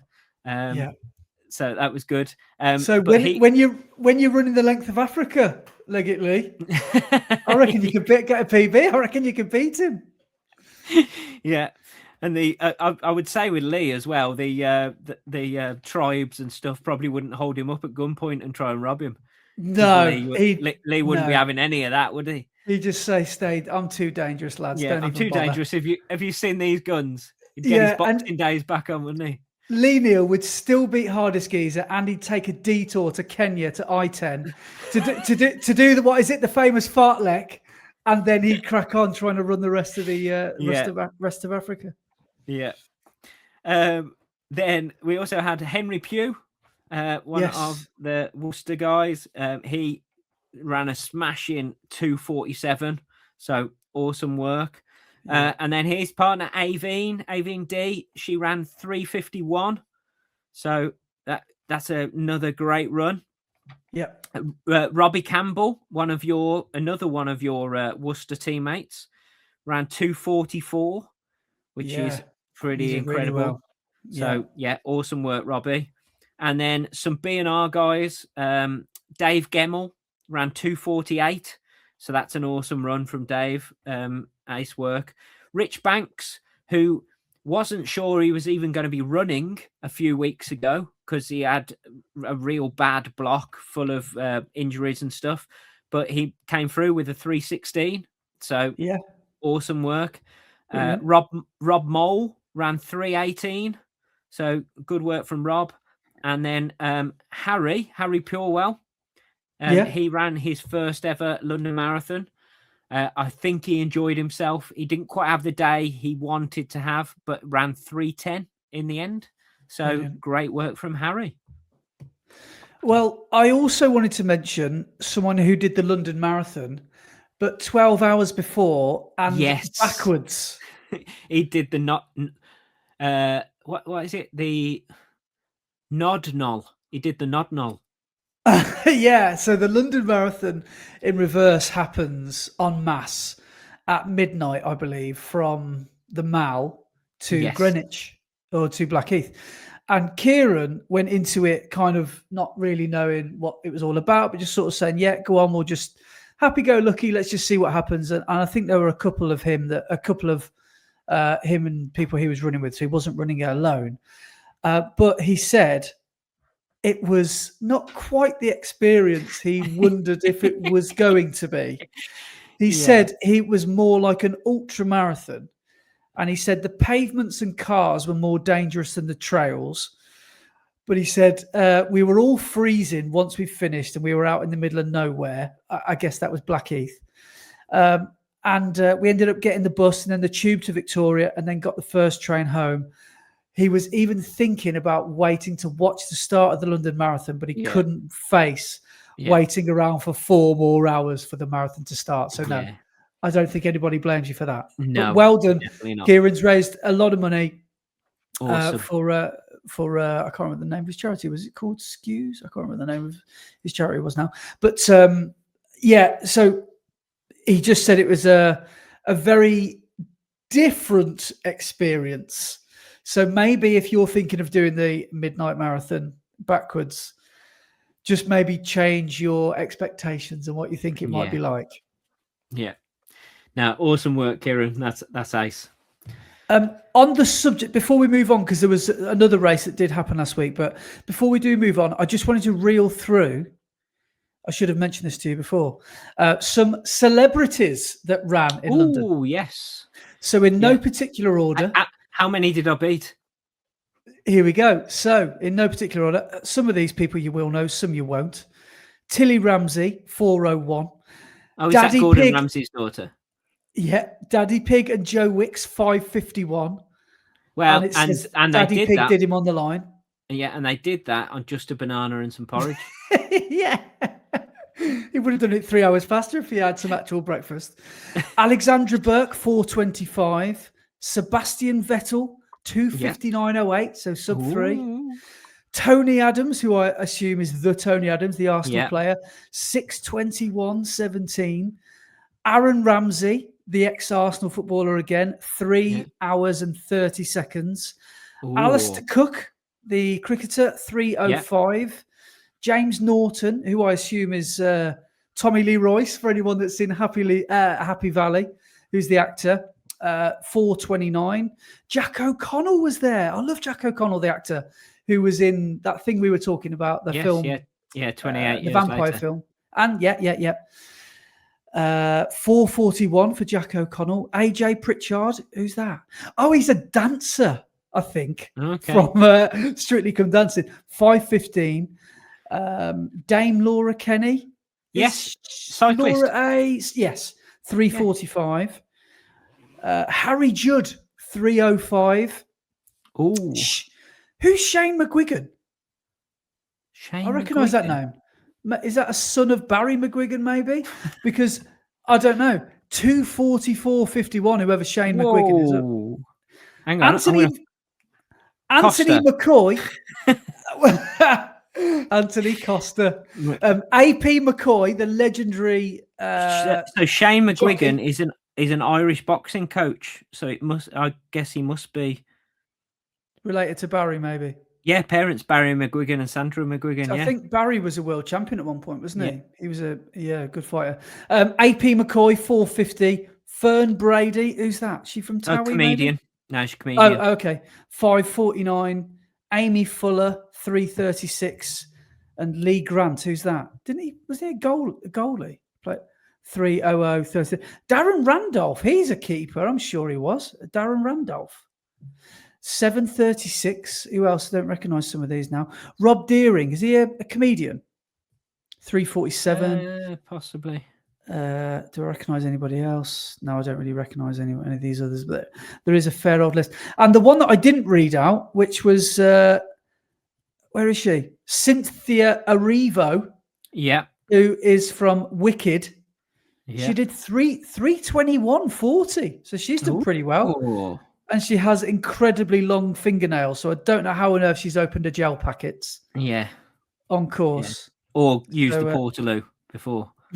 Yeah. Maybe she used the women's urinals instead. So, just thought I'd reel off a few of those celebs. So, Excellent. Yeah. Well, she cheated as well, though, because she rode a broom all the way around, didn't she? Yeah. She didn't even run it. She defied gravity. Yeah. But, so, who was the one who ran 2:44? Shane McGuigan. So, okay. So it was the boxing coach. Amazing. That's a great run, isn't it? Yeah, it's done well. But on London, just before we move away from London. Oh, yeah. So, Adidas released a brand new pair of shoes. Yeah. On the Saturday, that lots of influencers or people within the industry wore running. I managed to see somebody wearing them just in front of me as we were going through halfway. William Googe was wearing them. I spotted them on his feet, and they were the Pro Evo 3. So a new version of the Pro Evo. which in the sample size of a size, I think an 8 is the sample size, isn't it? UK 8. It weighs less than 100 grams. So it's 97 grams in the sample size, which is crazy. The lightest shoe ever made. It's like the weight of a fork. But so they've developed a new type of Light Strike Pro for it. So the new foam, and instead of carbon rods that go through the middle of the foot, so the way that the rods worked in like the Pro 4 and stuff is they mimic the bones of your foot that go through to the toes. Yeah. They've changed the way that they now do their carbon in their in that shoe, and instead of having the rods, it's now got a carbon rim, so it's like a ring around the outside of the foot. So it still gives that stiffness, and like a carbon plate does as you go through the stride. But because there's now no carbon underneath your foot, you get a lot more foam and cushioning underneath your forefoot for when you're running. So it gives benefit, even more benefit than a carbon plate or rods in between two bits of foam, because it's just around the outside. So I think that's another way they've managed to lower the weight of the shoe. Yep. And it obviously works because Sebastian Sawe, Yomif Kajalcha, and Tiggs de Sefer were all wearing the Pro Evo 3 for the London Marathon. And we had new world records on both the men's and the women's sides. But more shockingly is we had 2 men in the men's race go sub 2 in a official race for the first time in history. And it's not like he just dipped under 2 hours. He ran 1:59:30, 30 seconds under the 2 hour barrier. And wasn't that a 65-second world record as well? Yeah, so the old world record was 2 hours and 35, was it? Something like that? I think it was 00:35, yeah. So the top 3 men all came in under the old world record, and the top 4 all broke the old course record. But so I was going to say, just to make everybody feel very inadequate and very slow, I'm just going to read out Sebastian Sawe's 5K splits. Yeah. So 5K 14:14, 10K 14:21, 15 14:35, 20K 14:11, 25 14:30. This is where it gets silly. 30K 14:22 after this. 35K 13:54. 35 to 40K, 13:42. He ran the final. It doesn't say. I can't. It doesn't say what he ran his final 2K in, but apparently his last 5K was about 13:30, wasn't it? Something like that. It's incredible, isn't it? That is unbelievable. Yeah. Didn't he drop a 4:15 mile at some point as well towards the end of the race? I think to it's drop everybody. 3 or 24, yeah. And he still couldn't get rid of Kajelcha. No. He only dropped Kajelcha on Birdcage. Yeah. And Kajelcha, what a runner. So not only is he one of the best 5K and 10K runners ever, not only is he the previous half marathon world record holder, but on his debut marathon, becomes the second person ever to run under 2 hours for the marathon in 1:59:41. I read, I don't know if this is true or not, but he's the fastest second place finisher over 5:10 half and marathon ever. Yeah. Is that true? Yeah. He's always the bridesmaid. He's never the bride. And I feel so sorry for him. Poor bloke. Because he's broke 2 hours which has never been done ever, and Yeah. he won't be recognised for it. All the headlines are about Sebastian Sarway and Kajelcha, who is the reason Sarway broke 2 hours. Because if Kajelcha hadn't pushed him all the way to the finish, Sarway wouldn't have broken 2 hours in that race. No.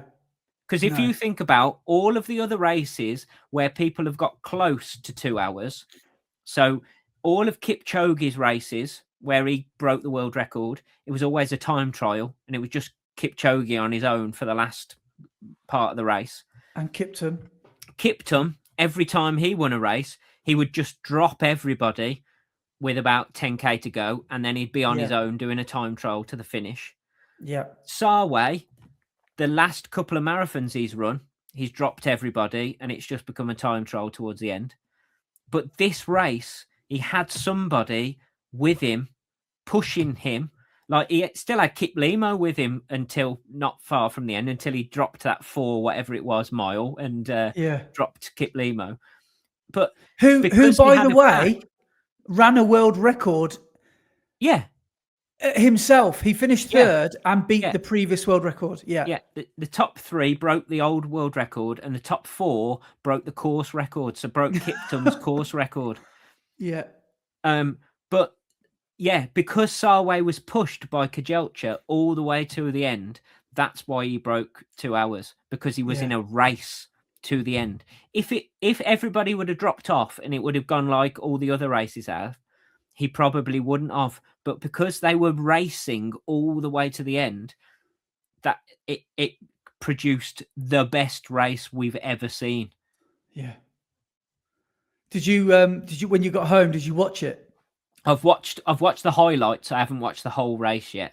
I watched the live stream from halfway onwards, and it's pretty fascinating. Yeah, I've got to go round to my mum and dad's to watch the whole of it, because I haven't got a TV license, so I haven't got BBC iPlayer or anything like that. So I can't. So I've watched it on YouTube, the highlights from BBC, but I need to go round to theirs to actually watch the race. So 1342, 5k split at 35-40. It's incredible, isn't it? Like that is his negative split. He ran 60 something first half, and then I guess 59-30 second half. Yeah. That's a joke, isn't it? It is. I hope it does get ratified, and I hope he's clean, and I hope there's no foul play, and I hope Kajelcha is as well. Because I really want it to be a fairy tale. Yeah, it's a good move from Adidas that they went here to the anti-doping, the testing company. Here's $50,000. Test our athletes. Well, Sarway especially. Test him as much as you like, which they did before his last race. They tested him loads. And they didn't for this race as much, didn't test him as much. And Sarway said in his interview, wasn't my choice, but they haven't tested me as much for this one. But it is a good move by Adidas to try and prove that he's clean, and I hope he is. And it's just, Do you hear what he had for breakfast?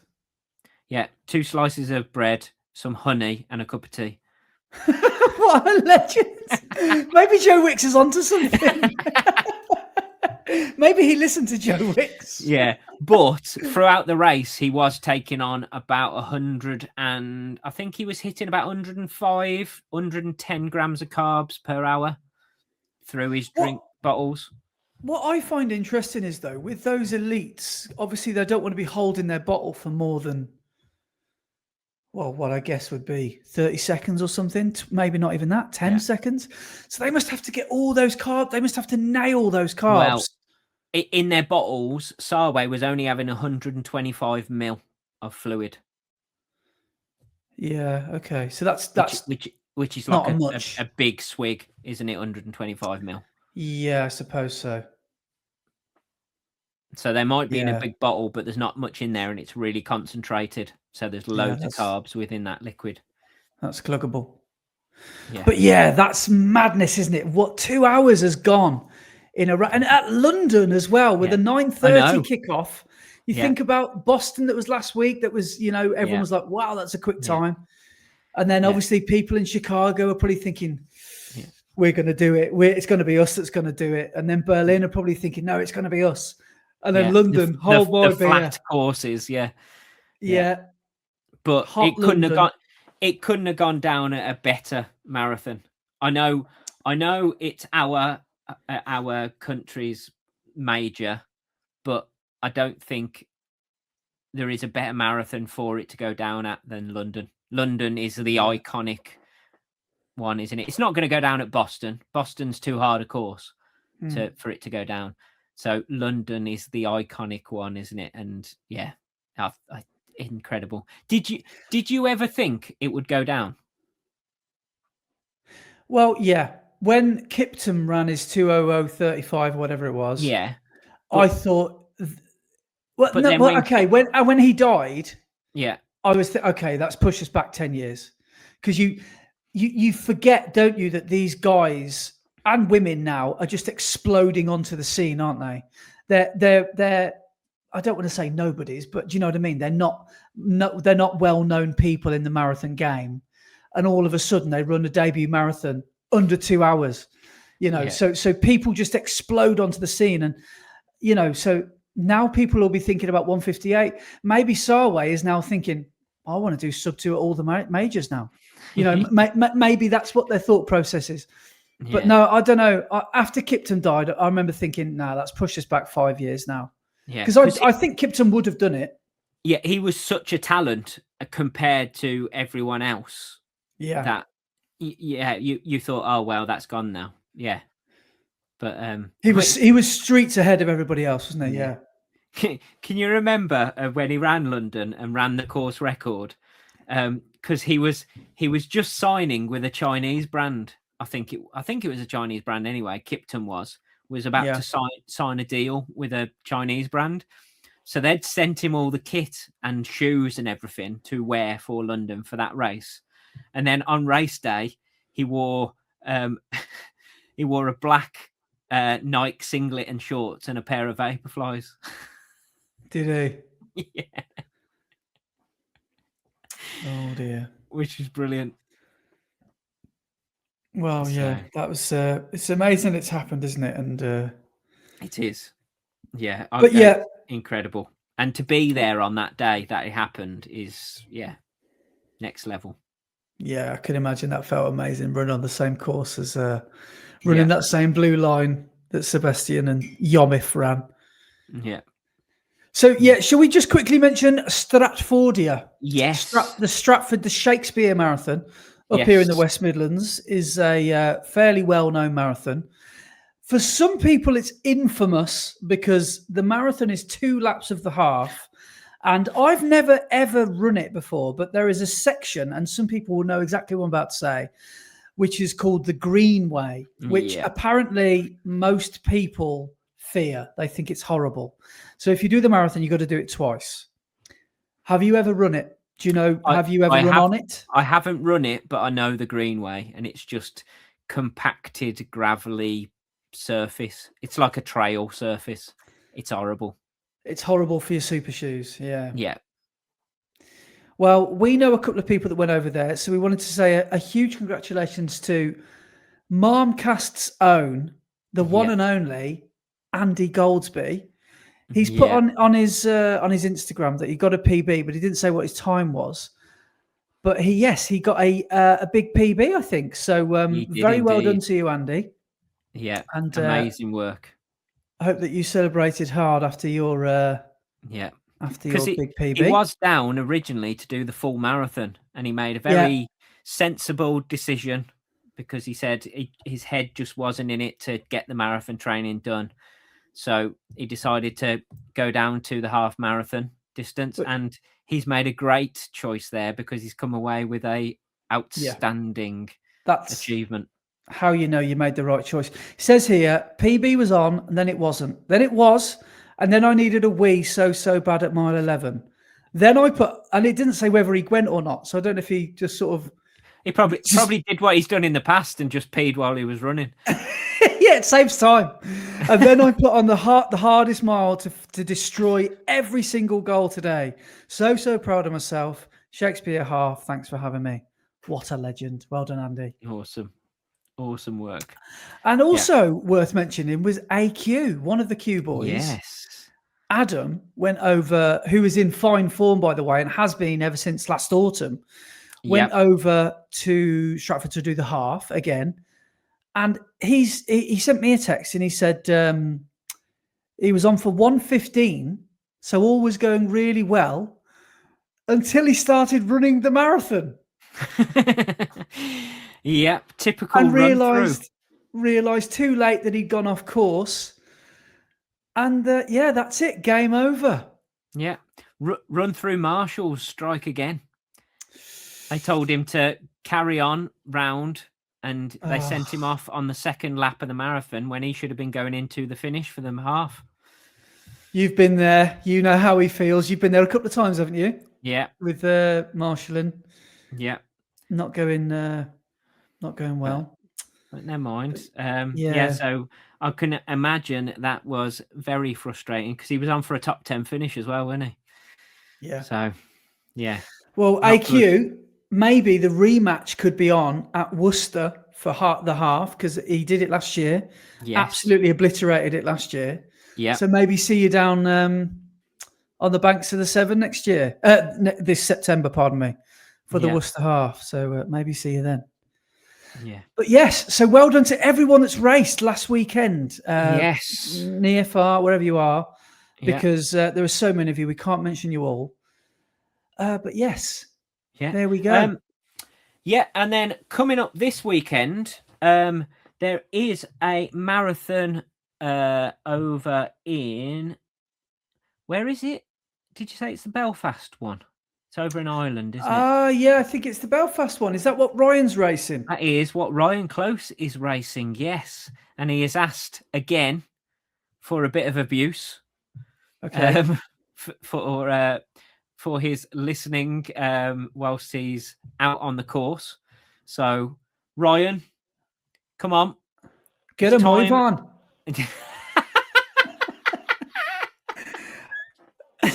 Yeah. Whatever you do, Ryan, I hope you are hydrating properly and it's probably time to take on a bit more fuel. So, get that done.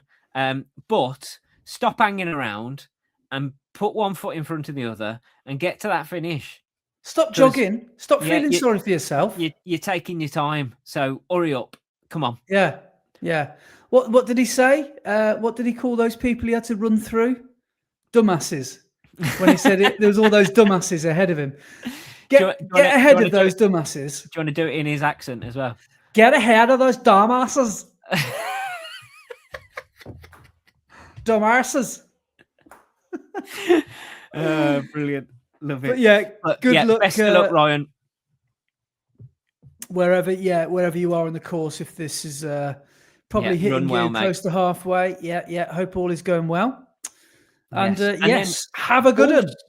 Yes. And also this Sunday is another little race that is coming up.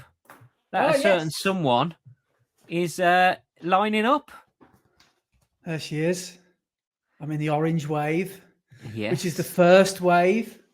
It is. So I'm going out with Kieran Deegan, the Worcester Kipchoge, who is pacing 90 minutes. Excellent. And in his words, he said, just get over the hill and then you've done the hard work and then you'll get it, then you'll get in under 90 easily. He said, let me do the hard work up until the hill and then you'll be on for the PB. Get back on that Pershaw Road to come down from the park, down that steep hill, turn left onto Pershaw Road, and then that's it. You're on your way home. Then you're on your way to that sub 90. I'm looking forward to this one because I've had a few races in the last few months where I've not literally been at the races, but this time I feel a bit more prepped. I'm still not in the best shape I could possibly be in. I don't think I'm in PB shape, but you never know. But I feel much better than I did for Tewkesbury. The weather conditions look much better. It looks like it won't be windy. It might be quite overcast, which might suit me really well. Birmingham's quite a hilly course, but I've PB'd at Warwick before, which is even hillier than Birmingham. So yeah, you never know; it could be on. But I'm looking forward to Birmingham because I didn't do it last year, and they've moved the finish, which I'm a little bit nervous of because you have to run up Moore Street, past Moore Street, up the hill, and then up to Aston round Uni, the ball ring, round by Selfridges. Yes. So yeah, there's a hill at 12.5 miles basically, or 12 miles. Yeah. And as soon as you get up that, I'm pretty sure that's the last one. Then it's a long straight to finish, and you'll see those boards saying 400 meters to go. So yeah, looking forward to it. We'll see what happens, and looking forward to giving you a full report next week. Yes, I will be on the side of the road shouting at you. So you better be running well, because I'm going to give you some abuse if not. Look forward to it. I'll take it. I'll take your abuse. It'll be positive abuse. Yeah, but it's abuse all the same. Yeah, positive. If you're not in front of me, I swear to God. Was that positive abuse? I don't know. Was that just abuse? It was. But have you decided on race kit and everything, or are you just going to put it on in the dark like you normally do?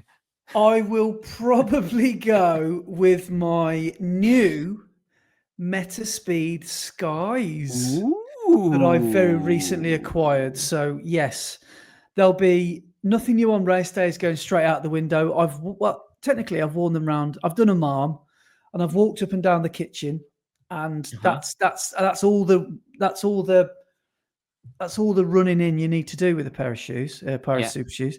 So yeah, I'm just going to stick them on and just hope for the best. So they feel really good. They feel snappy. They feel like everything I like in a super shoe around the kitchen. Yeah. So I think I'll get on well with them. And they're the Sky Tokyo. Yes, Metaspeed Sky Tokyos. Yeah. So looking forward to seeing what all the fuss is all about. Excellent. I'm looking forward to seeing how you do. Nice. Yeah, nice one. So from there, shall we quickly go through some comments? There's only a few from last week. Yeah, we've got a couple of emails as well. So, right, the comments. First one is from Danny, and this is from last episode where I did quite an interesting thumbnail. I don't know whether you actually saw it or not. Yeah, I did. And Danny has said, Brett's face keeps showing up on my feed. I really want to watch this one now, but I'm still on episode 91. I noticed the description mentions Andy's Mammothon. I think he uploaded that today or something like that, because I actually saw some of that earlier, and I enjoyed seeing him so happy. Oh, nice one. Which is awesome. Next one's from Tamworth Slim. And they say, possibly the most disturbing thumbnail ever created. Was this your Strava segment, like right in Yeah. Brilliant. Love it. So next one's from James Phillips. And they say, hi guys, another great podcast. Well done, Brett, on Sunday. It was hot. I managed 4:13:58, which was a 1 hour, 26-minute PB from my last London marathon 27 years ago. Not bad for 52. Brilliant.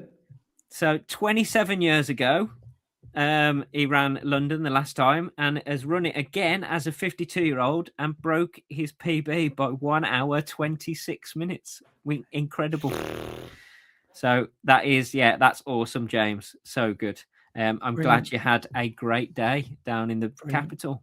That's what it's all about, isn't it? Yeah, definitely. Next one's from episode 107.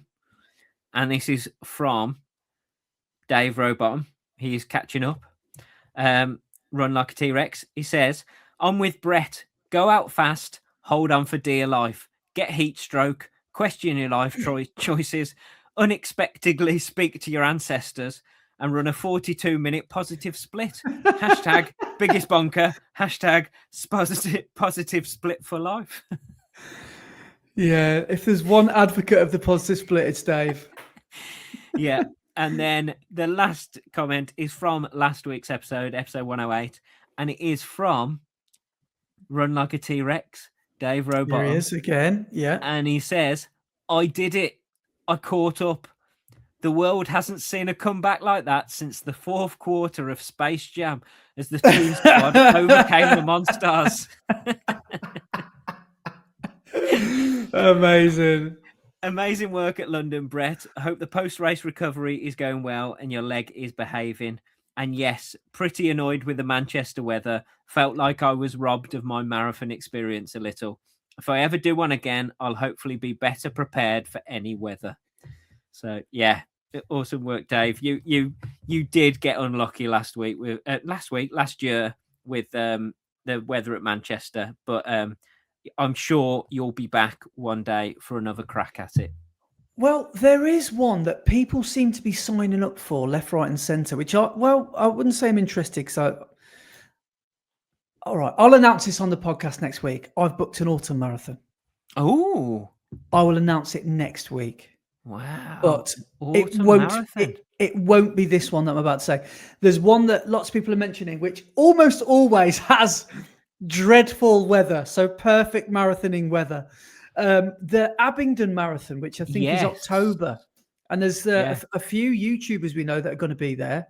So maybe, Dave, that could be one for you if you're ever thinking about, you know, but you watch it be 28 degrees now. At late October, heat wave, everyone gets sunstroke. Sorry, Dave. Brilliant. Right. Well, we've got an email here, and I think this one's worth reading. This is from Mark, who you mentioned earlier, who sent you in some footage for your video. Is that the end of the comments, by the way? That's the end of the comment, yes. Yeah, okay. Yeah. He says, hi, Andy and Brett. My running journey started in 2024 with a ballot place at London. Yesterday was my first time watching / supporting any race, not even a junior parkrun, and it didn't disappoint. I set off with my son and godson to try and catch a glimpse of his dad running his first marathon. Beardy Rich asked me to look out for a Mr. Brett Elesmore. Easier said than done, as I've never met Brett, and to me, only recognizable to me by his smooth podcast voice. He set up camp just after the Cutty Sark at Greenwich and had a prime spot watching Asefa, Eilish McColgan, Sebastian Solway, Yomif Kajatra and Alex Yee pacing. Not far behind, a BE sign on the tracker was rapidly approaching the Cutty Sark. I did what I thought would be best and take a video to try and catch Brett in action within the pack, and Andy could edit and highlight him running once identified. But in a twist of fate, Brett ran straight up the high street, clinging to the left within high five distance of me. My brain twigged the legend was there, and I couldn't resist the come on, Brett! Not only that, but Brett, you heard my holler and awkwardly turned your neck around to acknowledge me with a thanks, and carried on smashing out the 626 miles.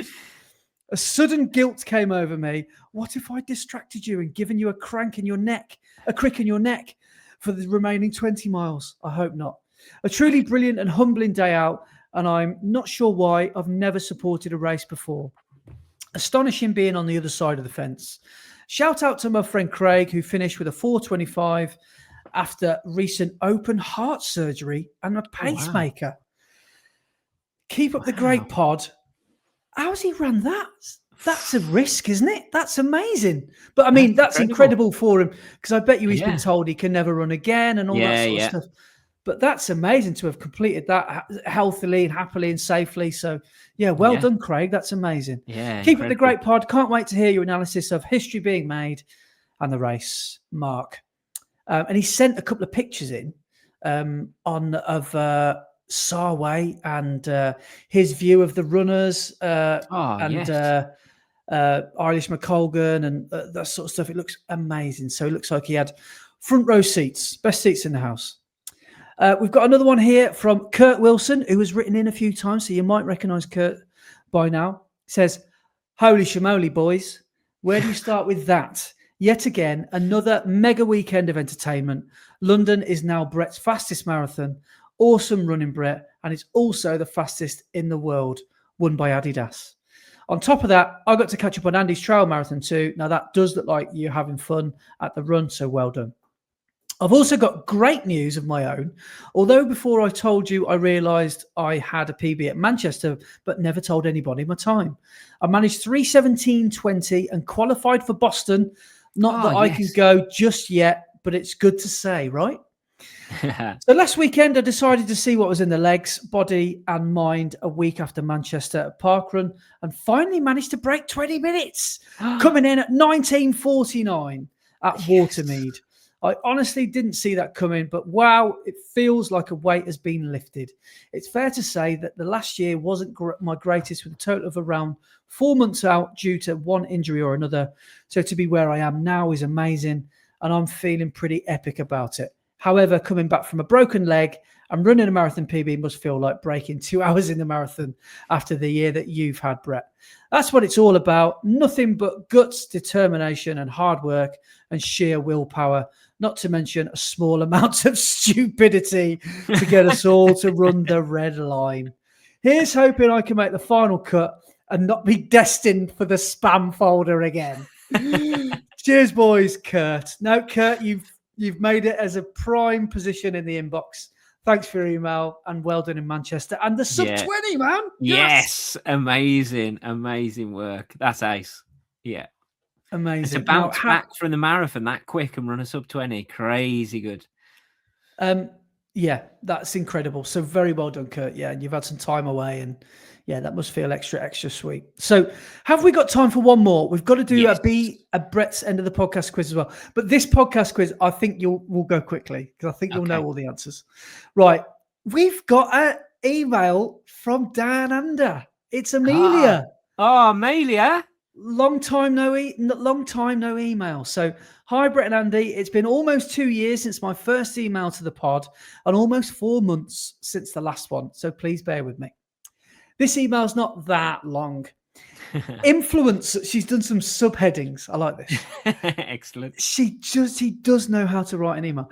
Influencers. With Brett's unwavering love for Adidas and Andy's positive reviews of Adios Pro 4s, I was seriously thinking of getting a pair. Then came Andy's decision to run his Seville Marathon and Alpha Plies, at which point I thought, maybe not. I know, it's very personal, but I've got to say, my buying decisions are being affected by your podcast. So you are both influencers in my eyes. Regardless, I came to my senses, decided to ignore all the voices, and I figured I would give my beloved Asics one more chance. I just hope that they won't destroy my feet like last time. The Strava segment. Brett, I'm enjoying the recent variety of how you pronounce Strava. As Hermione Granger once said, it's Leviosa, not... Oh, come on. You aren't going to do that to us. Not Leviosa. Are you... How many... are you a Harry Potter fan? Is this Harry Potter? By that, I'm taking it as a no. No. Have I got to say it in a certain way? I can't believe you've just ruined it like that. Hermione Granger. No. She goes, Ron, it's Leviosa, not Leviosa. Oh, I haven't got a clue what just happened. Sorry, Amelia. Sorry, everyone that is a Harry Potter fan. So I'll be waiting for the Strava segment or a bit of the Strava segment. Speaking of Strava, it's crazy to hear how many kilometers people run every week. With that said, I'm coming up for the top 3 spot in one of the Running the Red Line weekly leaderboards. Just got to pick the right week and install Strava. It won't be soon. Got to wait for my next peak week. But mark my words, I'm putting Australia on that board. Yes. Let's go. Running the Red Line Parkrun, mate. Assuming it goes ahead, wouldn't it be nice to add a couple of other awards for the next Parkrun challenge? The Consistency Award for someone who runs very similar times week after week. The Rookie Award for someone who did not participate last year and performed well this year. Most Improved Award for someone who made the biggest improvements compared to last year's challenge. You could also give these awards some fun names as a homage to your listeners and friends of the podcast. We could do an awards ceremony. Yes. We could do an awards evening, awards podcast. Oh, yeah. That could be good. She's called, I know this reference, she's called the email "We're going up, up, up," by the way. Oh, yeah. So this is called Golden. Yeah. Golden has become one of my favourite songs when pushing hard in the race. The beat is a little slow, but the lyrics are positive and the vocals are very powerful. It's a real banger and I love it. I'm sure I asked a similar question in the early days of the podcast, but given somewhat recent episodes about music, I'll paraphrase it to the following. Brett and Andy, what are your top 3 marathon songs? Now, don't give me a generic, oh, it's 80s rock or up-tempo stuff. Be specific. Marathon songs. Can we have some time to think about this? Can I come back to you next week? Yeah, we'll put that on my list. 3 marathon songs. Top 3 songs, Amelia. Because I'll probably say ones now, which I'll remember other ones next week. Yeah, let me think about that. Okay, yeah, we shall, and we'll get back to you because we will definitely not give you a cop-out answer.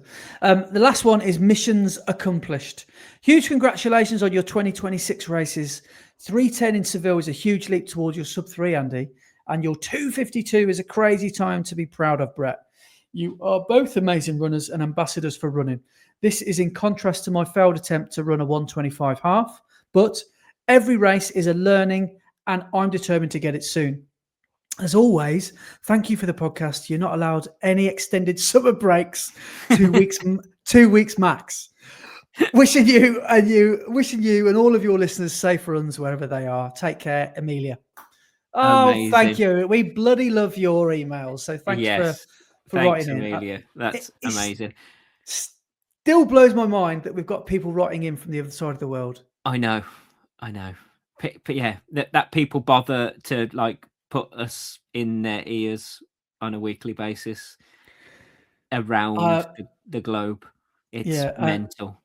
I apologise that I've exposed myself as a not a Harry Potter fan.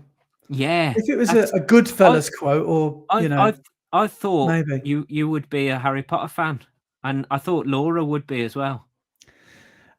We watched it. We watched all 7 or 8 of them, whatever there is, last year, and bawled our eyes out about the Dobby bit.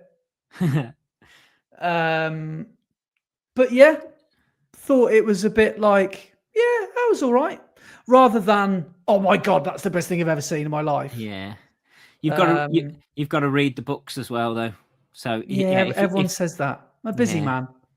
There's a lot of pages. Yeah. Yeah. I might get around to that. Maybe the books are fantastic. The films are fantastic. I don't understand why they're making a TV series of it. I don't get it. They're doing a series for every book rather than a film per book, so they can actually go deep into the storyline. I think there's another way to look at that. I think they might be cashing in on their fan base that may be dwindling. I think it's a terrible idea, so I'm not looking forward to watching that at all. Yeah. Maybe that'll be what I get in. Maybe that'll be what I get into, and I'm accused of not a. What are you called if you're? If you're a Taylor Swift fan, you're a Swiftie. Yeah. Are you called anything? Are you a pothead? A Potterhead, yeah. Potterhead. Right. Okay. Yeah. Right. So we have, before we get onto the Strava seg, we've got a quiz for you. Brett's end of the podcast quiz. There are 5 questions, and there is a connection. There is a connection. Okay. Yes. Okay. Question 1. What is the name of the velo park that was used for London 2012? Oh.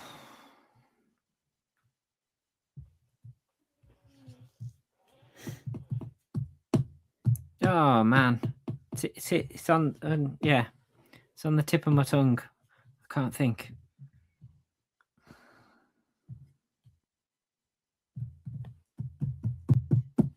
No, can't think. Okay. Question 2. Who was the King of Scotland in Shakespeare's Macbeth? Hang on. Cast your mind back to GCSE English literature. Who is the king No, of Scotland language. in Yeah, it Macbeth? was one of them two. Yeah. In the Scottish play. Would it be literature? English lit? Yeah. New language? It would have been lit, wouldn't it? Yeah. It would have been literature, yeah.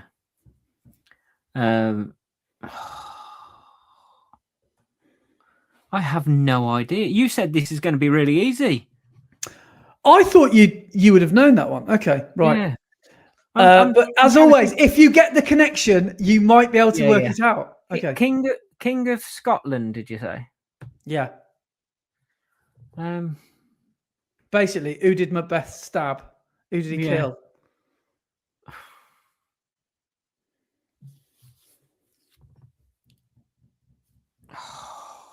Man, it's gone.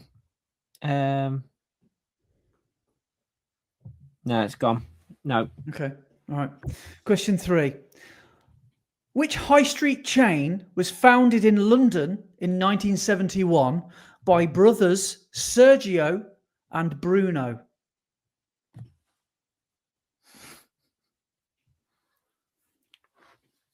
What chain? Yeah.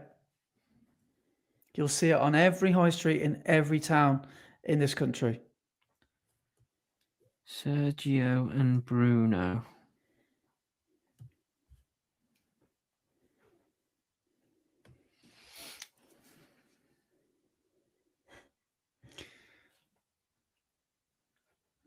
Is it something to do with their letters of their names? Think of the heritage of that sounding name. So, for example, it wouldn't be Woolworths. No. You know, it's going to be something that maybe sounds a little bit more exotic. And you know they're brothers. So it's one name. You're looking for one name. Anyway, I'm going to move on. Question 4. I've made this one up. So Okay. I hope you like this one. What trap has no teeth, no jaws, no sting, and no claws? What? What trap has no teeth, no jaws, no sting, and no claws? Man, I am doing terribly on this quiz. Man. But you might all get it on the 5th question, because once again, I've made up question 5 because it was 6:57.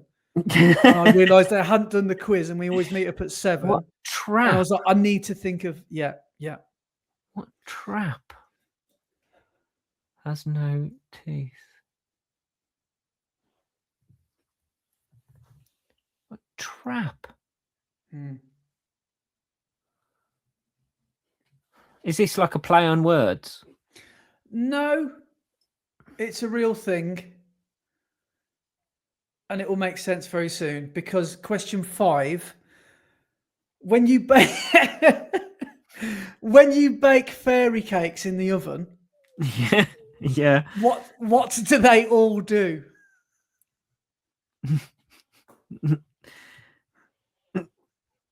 They all rise. Yes. Please tell me they're all blue songs.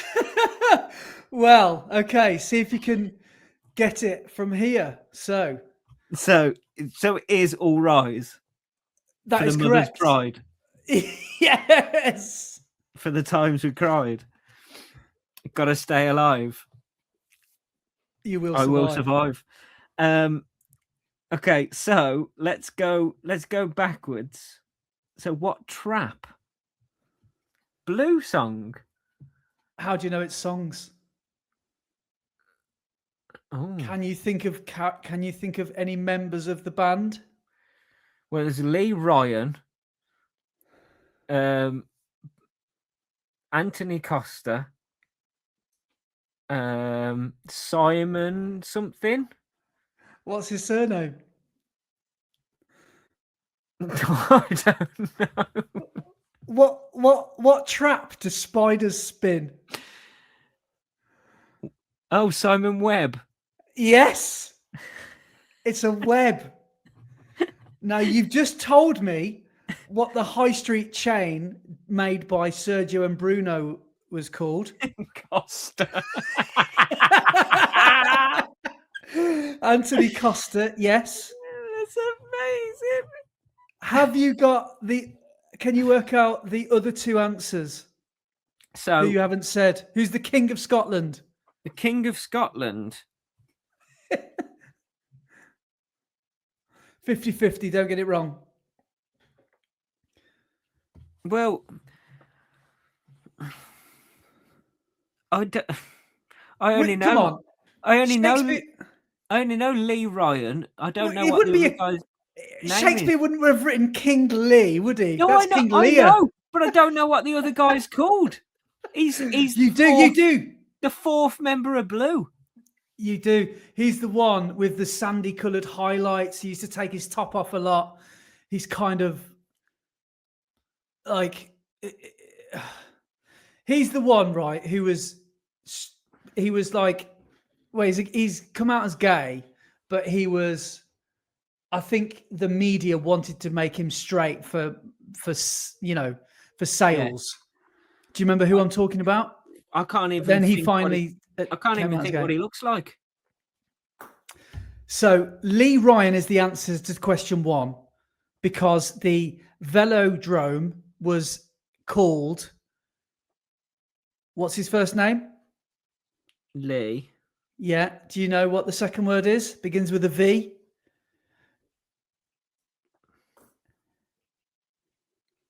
What's the Lee? bit in between two hills called? Lee Valley. Yes. Is that what he was called? You've never heard of the Lee Valley Aquatics Olympic Park? Aquatic centre. What for it's riding not aquatic. riding bikes around? Yeah, they might have had a swimming pool there as well. But Lee Valley Velo Park, yeah. Oh, I didn't know it was called that. Okay, cool. So the King of Scotland, the final member of Blue. Yeah.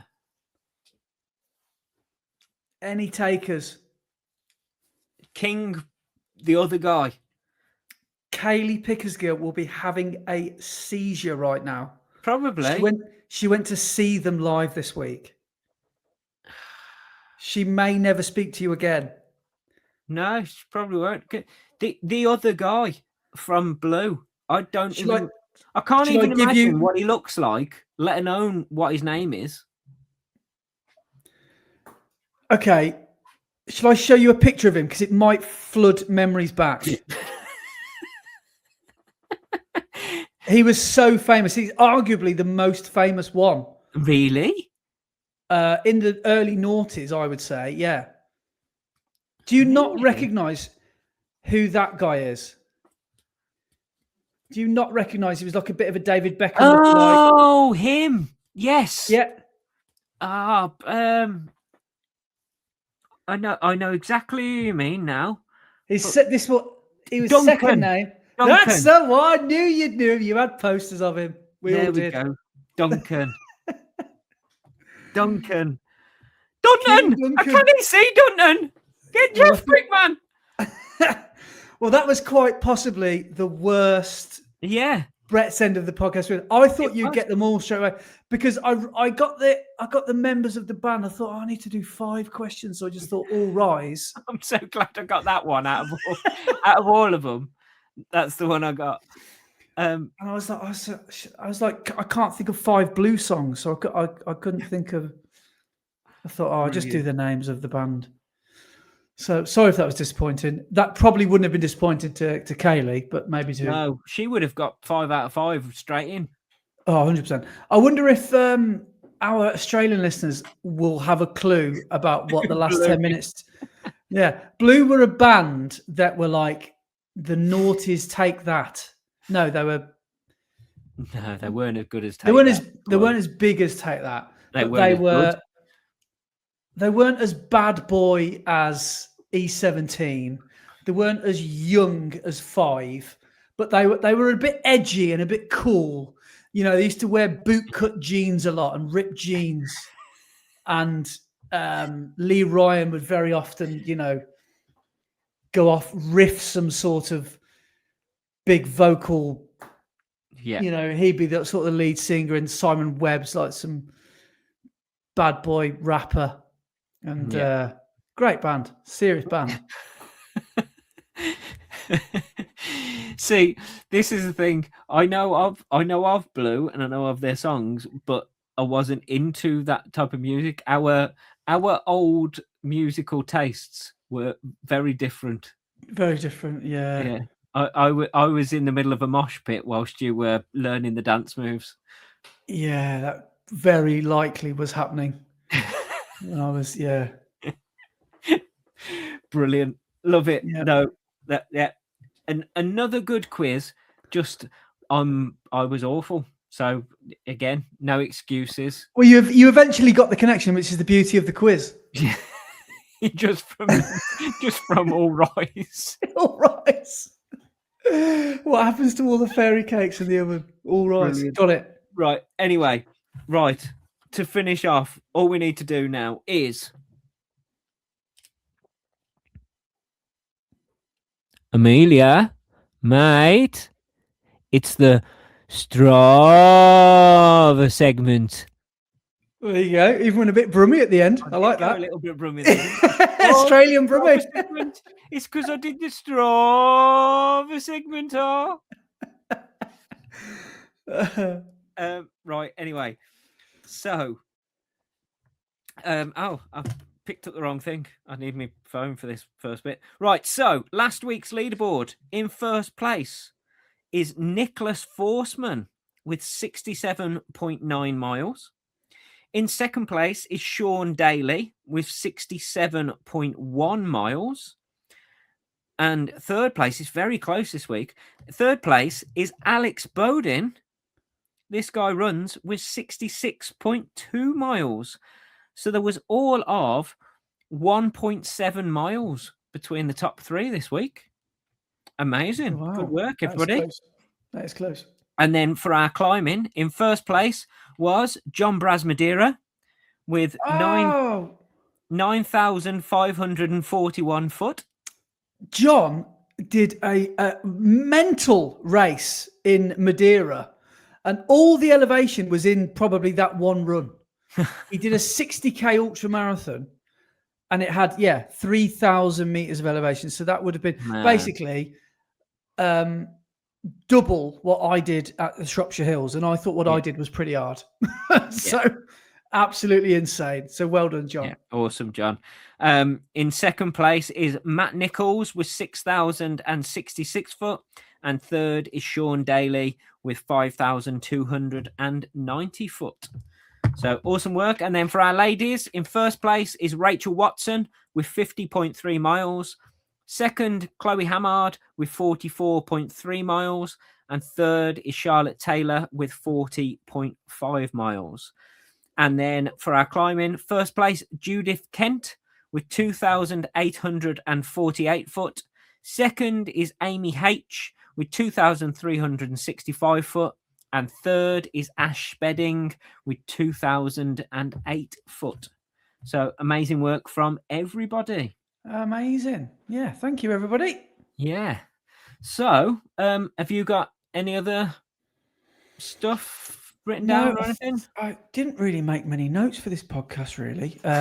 Wouldn't have mattered anyway, because we probably just would have talked about Blue. But no, I don't think so. I think that's it. Bit of Blue, flip dads. But before we go, I do want to say a massive thank you to everybody who has supported me along this marathon block and during marathon weekend.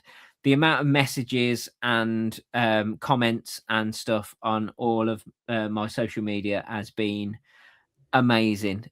So yeah, thank you so much for all the love. It has been very much appreciated, and it pulled me along to that finish. It certainly did. So yeah, thank you very much indeed to everybody. Yeah. Just wanted to say a huge well done, to Brett for his amazing marathon. Awesome. You just couldn't let me be the fastest podcaster, could you? on this podcast. So Yeah, brilliant. Anyway, so on that, I'm going to say thank you so much for watching or listening, and we shall see you next week for Andy's Birmingham half recap. Yeah, we'll see what happens. I'm excited. Yeah, excellent. Yeah. Right, cheers, guys. Cheers, everyone.